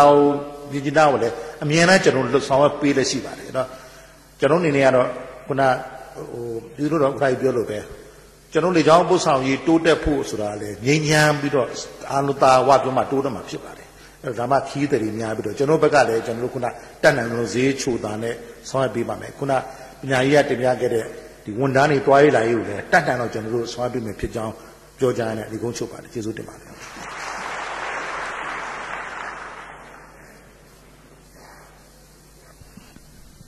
ဝန်ထမ်းတွေတွားရေးလာရေးအဆင်ပြေဖို့ဆိုတဲ့နေရာမှာခုနကတက်တူပထဝီဝင်ဌာနဆရာကြီးတင်ပြသွားတဲ့ပတ်သက်ပြီးတော့ဒီကိစ္စအတွက်လည်းပြည်နယ်ဝင်းချုပ်ကတော့စီစစ်ပြီးတော့ဆောင်းပေးစီနေပါတယ်တချို့တကယ်ကိုမဖြစ်မနေလေနဲ့သွားမယ်ကိစ္စမျိုးဆိုလို့ရှိရင်တော့ပြည်နယ်ဆိုကတော့လည်းကောင်းတုံးမလို့ရှိရင်ပြည်နယ်ဆိုမဆောင်းနိုင်ဘူးဆိုရင်သက်ဆိုင်ရာဝန်ကြီးဌာနနဲ့ပြည်နယ်ဆိုနဲ့ညှိပြီးတဲ့အခါမှာဒီကိစ္စဒီအထူးကိစ္စဖြစ်တယ်ဒါကြောင့်မလို့လေရင်သုံးဆွဲပါလေရင်သုံးဆွဲတဲ့အခါမှာလေရင်စိတ်ကိုလည်းသက်ဆိုင်ရာကဏ္ဍနဲ့ကြက်ခံပါဆိုတဲ့ဟာမျိုးဤနိုင်ဆောင်မယ်ဆိုရင်အဆင်ပြေပါတယ်။ဘာကြောင့်လဲဆိုတော့ခုနကပြောလို့တချို့ကိစ္စကြတော့ယထာမသွားနိုင်တဲ့ကိစ္စမှာလေရင်တစ်မျိုးလေးသုံးရမယ်။လေရင်တစ်မျိုးလေးသုံးနေရမှာလက်ရှိညွှန်ကြားချက်အတိုင်းဆောင်ရမယ်ဆိုရင်ဝန်ထမ်းတွေလည်းအများကြီးခက်ခဲရှိနိုင်လို့နှောင့်နှေးမှုလည်းဖြစ်နိုင်တဲ့အတွက်ဒီကိစ္စတော့ပြည်နယ်ဝန်ကြီးကအလေးထားစဉ်းစားဆောင်ပေးစီလို့ပဲနတ်တလဝန်ကြီးဌာနဒေသရေးဝန်ကြီးဌာနအနေနဲ့ကျွန်တော်ဒုတိယဝန်ကြီးဗိုလ်ချုပ်ဇော်ဝင်းအနေနဲ့အချင်းမဲ့ပြန်လည်တင်ပြသွားပါမယ်ကျွန်တော်ဒီမှာဒေသရေးဝန်ကြီးဌာနဒီကချင်ပြည်နယ်မှာငြိမ်းချမ်းရေးတာဝန်ငြိမ်းချမ်းရေးယူထားတဲ့ကာလကနေအခုဒီဘက်2017ကာလတွေမှာလည်းပဲပြည်နယ်ရဲ့ဖွံ့ဖြိုးတိုးတက်ရေးလုပ်ငန်းတွေကိုဆောင်ရွက်ရှိပါတယ်ဒေသဒေသနဲ့တိုင်းသားလူမျိုးများဖွံ့ဖြိုးတိုးတက်ရေးလုပ်ငန်းများကိုပြည်နယ်ရဲ့လမ်းတရားလုပ်ငန်းများကိုလည်းပဲကျွန်တော်တို့အကောင့်တွေပေါ်ဆောင်ရွက်ရှိပါတယ်လက်ရှိကျွန်တော်တို့ဒီ2012-13မှာဆောင်ရွက်မဲ့လုပ်ငန်းများကိုလည်းပဲကျွန်တော်ပြည်နယ်အစိုးရနဲ့ညှိနှိုင်းပြီးတော့တိုးတက်အောင်ဆက်လက်ပြီးဆောင်ရွက်သွားပါမယ်နောက်တစ်ခုလုပ်ငန်းကတော့ဂျင်းလက်ဒေသဖွံ့ဖြိုးရေးလုပ်ငန်းများဖြစ်ပါတယ်ခုနတင်ပြတဲ့အတွက်မှာဂျင်းလက်လမ်းလေးတွေပါပါတယ်ဒါကလည်းပဲဆောင်ရွက်ပေးနိုင်တဲ့လုပ်ငန်းတွေဖြစ်ပါတယ်တို့ရတွင်ပြည်နယ်အစိုးရအနေမှာလုံခြုံရေးအဖြစ်ရောတာဝန်ယူပေးပြီးတော့ကျွန်တော်တို့နဲ့ညှိနှိုင်းပြီးတော့ဒီလုပ်ငန်းတွေကိုအဓိကဦးစားပြီးတော့ priority အနေနဲ့လုပ်ပေးရမယ်ဂျင်းလက်လမ်းတွေကိုကျွန်တော်တို့နဲ့ညှိနှိုင်းပြီးတော့ခုနတင်ပြသွားတဲ့ကိုယ်စားလှယ်များတင်ပြချက်ပေါ်မှာလည်းအောင်မြောင်ဆောင်ပေးသွားမယ်လို့တင်ပြလိုပါတယ်ပြီးခဲ့တဲ့ကျွန်တော်တို့2013မှာလည်းပဲဒီကချင်ပြည်နယ်အတွက်ကိုကျွန်တော်တို့လုပ်ငန်းသစ်များဒီလိုလို့တော့လည်းကျွန်တော်တို့အတည်ပြုပေးခဲ့ရမှာဖြစ်ဆက်မှာကျွန်တော်လမ်းသားတိဆောက်ရေးလုပ်ငန်းများအနေနဲ့ခြုံပြီးတော့ပဲကျွန်တော်ပြောလို့ရှိရင်နိုင်ငံတော်အစိုးရနိုင်ငံတော်ဘတ်ဂျက်အနေနဲ့ကျွန်တော်တို့တန်ပေါင်း1839တန်ဖိုး ခွင့်ပြုခဲ့ပြီးဖြစ်ပါတယ်ဒီလုပ်ငန်းတွေလည်းကျွန်တော်တို့စဖို့ဆောင်ရွက်နေပါပြီတောက်သုံးရည်ရရှိလုပ်ငန်းဖြစ်ပါတယ်အဲ့ဒီမှာလည်းကြေးရွာနေရွာဆက်ရည်တွင်ပါပါတယ်ကြေးရွာ16ရွာလက်တွင်းသူ16တွင်ပါပါတယ်ကြေးရွာ6ရွာကစိတ်ဆန်းရည်တွင်ပါပါတယ်အဲ့တော့ဒီကြေးရွာရရှိလုပ်ငန်းအမှန်တမ်းအရေးကြီးတဲ့လုပ်ငန်းဖြစ်ပါတယ်ခုနကတင်ပြသွားတဲ့တဲမှာဒီကျွန်တော်ကချင်ပြည်နယ်မှာရရှိခက်ခဲတဲ့ဒေသတွေကြန့်ရှိနေပါသေးတယ်ကြန့်ရှိနေတဲ့အတွက်ရရှိလုပ်ငန်းများကိုလည်းပဲကျွန်တော်ကချင်ပြည်နယ်ဆွေးရနဲ့ညှိနှိုင်းပြီးတော့ကျေးလက်ဦးစီးဌာနအနေနဲ့ထပ်မံလိုအပ်တဲ့ကြေးရွာတွေကိုကျွန်တော်ပြန်ပြုစုပါမယ်ကျွန်တော်တို့ကျေးလက်ဦးစီးဌာနကလုပ်ပေးလို့ရတာကိုလုပ်ပါမယ်ပြီးရင်ကျွန်တော်နိုင်ငံတကာဖွဲ့စည်းအကူအညီနဲ့ဆောင်ရွက်မဲ့လုပ်ငန်းတွေကိုထပ်ပြီးတော့ကျွန်တော်ဖြည့်ဆွက်ပြီးဆောင်ရွက်ပေးပါမယ်လို့တင်ပြလိုပါတယ်နောက်ဆုံးကျွန်တော်ဒီမှာဆောင်ရွက်ပေးနေတဲ့ထက်ကတော့ဒီနေ့ထူးခြားတာကတော့မြစ်ကြီးနားမှာကျွန်တော်ကြေးရွာ2ရွာကိုဆိုလာမီလီရေး system နဲ့ပတ်သက်ပြီးတော့တန်း40နဲ့ကျွန်တော်တို့ဆောင်ရွက်ပါတယ်အဲဒီမှာ Solarize Company ကနေမှဆောင်ရွက်သွားမှာဖြစ်ပါတယ်ဒါဒီဖြစ်ဆက်တမှာနမူနာဖြစ်ပါတယ်အဲ့တော့နောက်73 15တွေမှာအဓိကကြမဲ့ဆိုလာမီးရရှိလုပ်ငန်းတွေလိုအပ်တဲ့ကြေးရွာတွေကိုဆောင်ရွက်သွားပြီဖြစ်ကြောင်းတင်ပြပါတယ်အဲ့တော့ကျွန်တော်ဒီကုန်းချုပ်ပြီးတော့အနေနဲ့တင်ပြလိုတာကတော့ဦးစုစကောင်တို့လည်းကျွန်တော်တို့စုံနေတာရပါပြီရွှေလင်မှာလည်းကျွန်တော်3ကြိမ်လောက်ဆုံပါတယ်အဲ့တော့ရင်းနှီးရေးနဲ့ပတ်သက်လို့တင်ပြသွားတယ်လည်းပဲနောင်ကြရင်ဒီ political dialogue တွေလုပ်တဲ့အခါကျရင်ဆွေးနွေးရမယ့်အချက်တွေထဲမှာကျွန်တော်တို့မှတ်သားထားရမယ့်အချက်တွေများစွာပါရှိခဲ့ပါတယ်ဒါကျွန်တော်မှတ်သားထားပါတယ်နောက်ခုနဥက္ကဋ္ဌကြီးပြောတဲ့ဥချစ်လိုက်ဆွေးနွေးသွားတဲ့အချက်ကလည်းပဲကျွန်တော်တို့မှတ်သားလေ့လာပြီးတော့ကျွန်တော်တို့တကယ်လက်တွေ့တစ်ပင်မှာအခြေအနေဆွေးနွေးမှဟာတွေလည်းကျွန်တော်တို့မှတ်သားသွားပါလို့တင်ပြလိုပါတယ်ဒီကုန်းချုပ်အပြင်တော့ကျွန်တော်တို့ဝန်ကြီးဌာနအနေနဲ့ကျေးလက်ဒေသဖွံ့ဖြိုးရေးလုပ်ငန်းများကချင်ပြည်နယ်ရဲ့တိုးတက်ဖွံ့ဖြိုးရေးလုပ်ငန်းများကိုကျွန်တော်တို့ရဲ့ဒီလူတွေရဲ့ထောက်ခံအားပေးမှုဒေသမှာရှိတဲ့ပြည်သူ့ကိုယ်စားလှယ်ကြီးများပါဝင်ကြီးကြပ်မှုနဲ့ဆက်လက်ပြီးတော့အောင်မြင်အောင်ဆောင်ရွက်သွားမည်ဖြစ်ကြောင်းတင်ပြရင်းနဲ့ဒီကုန်းချုပ်ပါတယ်အားလုံးကျေးဇူးတင်ပါတယ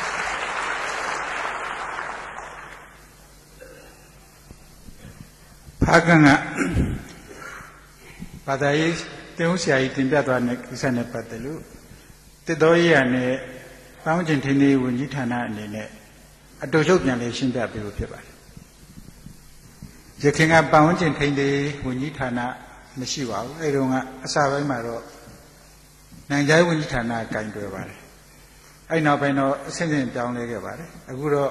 ့ပေါင်းကျင်ထင်းလေးကိုတစ်တော်ရည်ဝန်ကြီးဌာနကင်တွယ်တာဖြစ်တဲ့အတွက်သက်ဆိုင်တဲ့ရှင်းပြပေးလို့ဖြစ်ပါတယ်အားလုံးမင်္ဂလာပါခင်ဗျာလေးစားပါတဲ့ဒီလိုတော့ဥက္ကဋ္ဌကြီးနဲ့ကြွားရောက်လာကြတဲ့ဧည့်သည်တော်များခင်ဗျာကျွန်တော်တို့ကဖားကန်ဒေသနဲ့ပတ်သက်လို့သက်ဆိုင်ရာကျွန်တော်တို့တေဦးဆရာကြီးရဲ့ဆွေးနွေးချက်ပေါ်မှာအရေးကြီးကျွန်တော်ပြန်လည်တင်ပြလိုပါတယ်ဥက္ကဋ္ဌကြီးမိတ်ရှိလိုပါပဲကျွန်တော်တို့အနည်းခေတ်ခါကျွန်တော်တို့တခင်လိုမဟုတ်တော့ဘဲနဲ့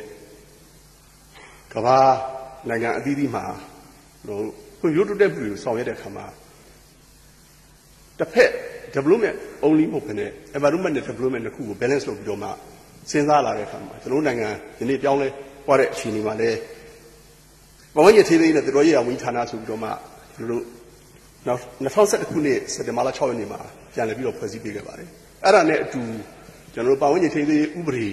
ကျွန်တော်ပြဋ္ဌာန်းပြီးဖြစ်ပါတယ်2012မတ်လမှာကျွန်တော်တို့ပြည်တော်စုလွှတ်တော်ကနေပြီးတော့မှအတည်ပြုပြီးတော့မှကျွန်တော်တို့ပြဋ္ဌာန်းခဲ့ပြီးဖြစ်ပါတယ်ဒီအပြင်ကျွန်တော်တို့ဤဥပဒေကိုလည်းဆက်လက်ပြဋ္ဌာန်းပြီးဖြစ်ပါတယ်ဒါနဲ့အတူကျွန်တော်တို့ပတ်ဝန်းကျင်ထိန်းသိမ်းဦးစီးဌာနအသစ်ကိုလည်းဖွဲ့စည်းတည်ထောင်ပြီးဖြစ်ပါတယ်ထို့နည်းတူစွာပဲပတ်ဝန်းကျင်ထိန်းသိမ်းကော်မတီကိုလည်းကျွန်တော်တို့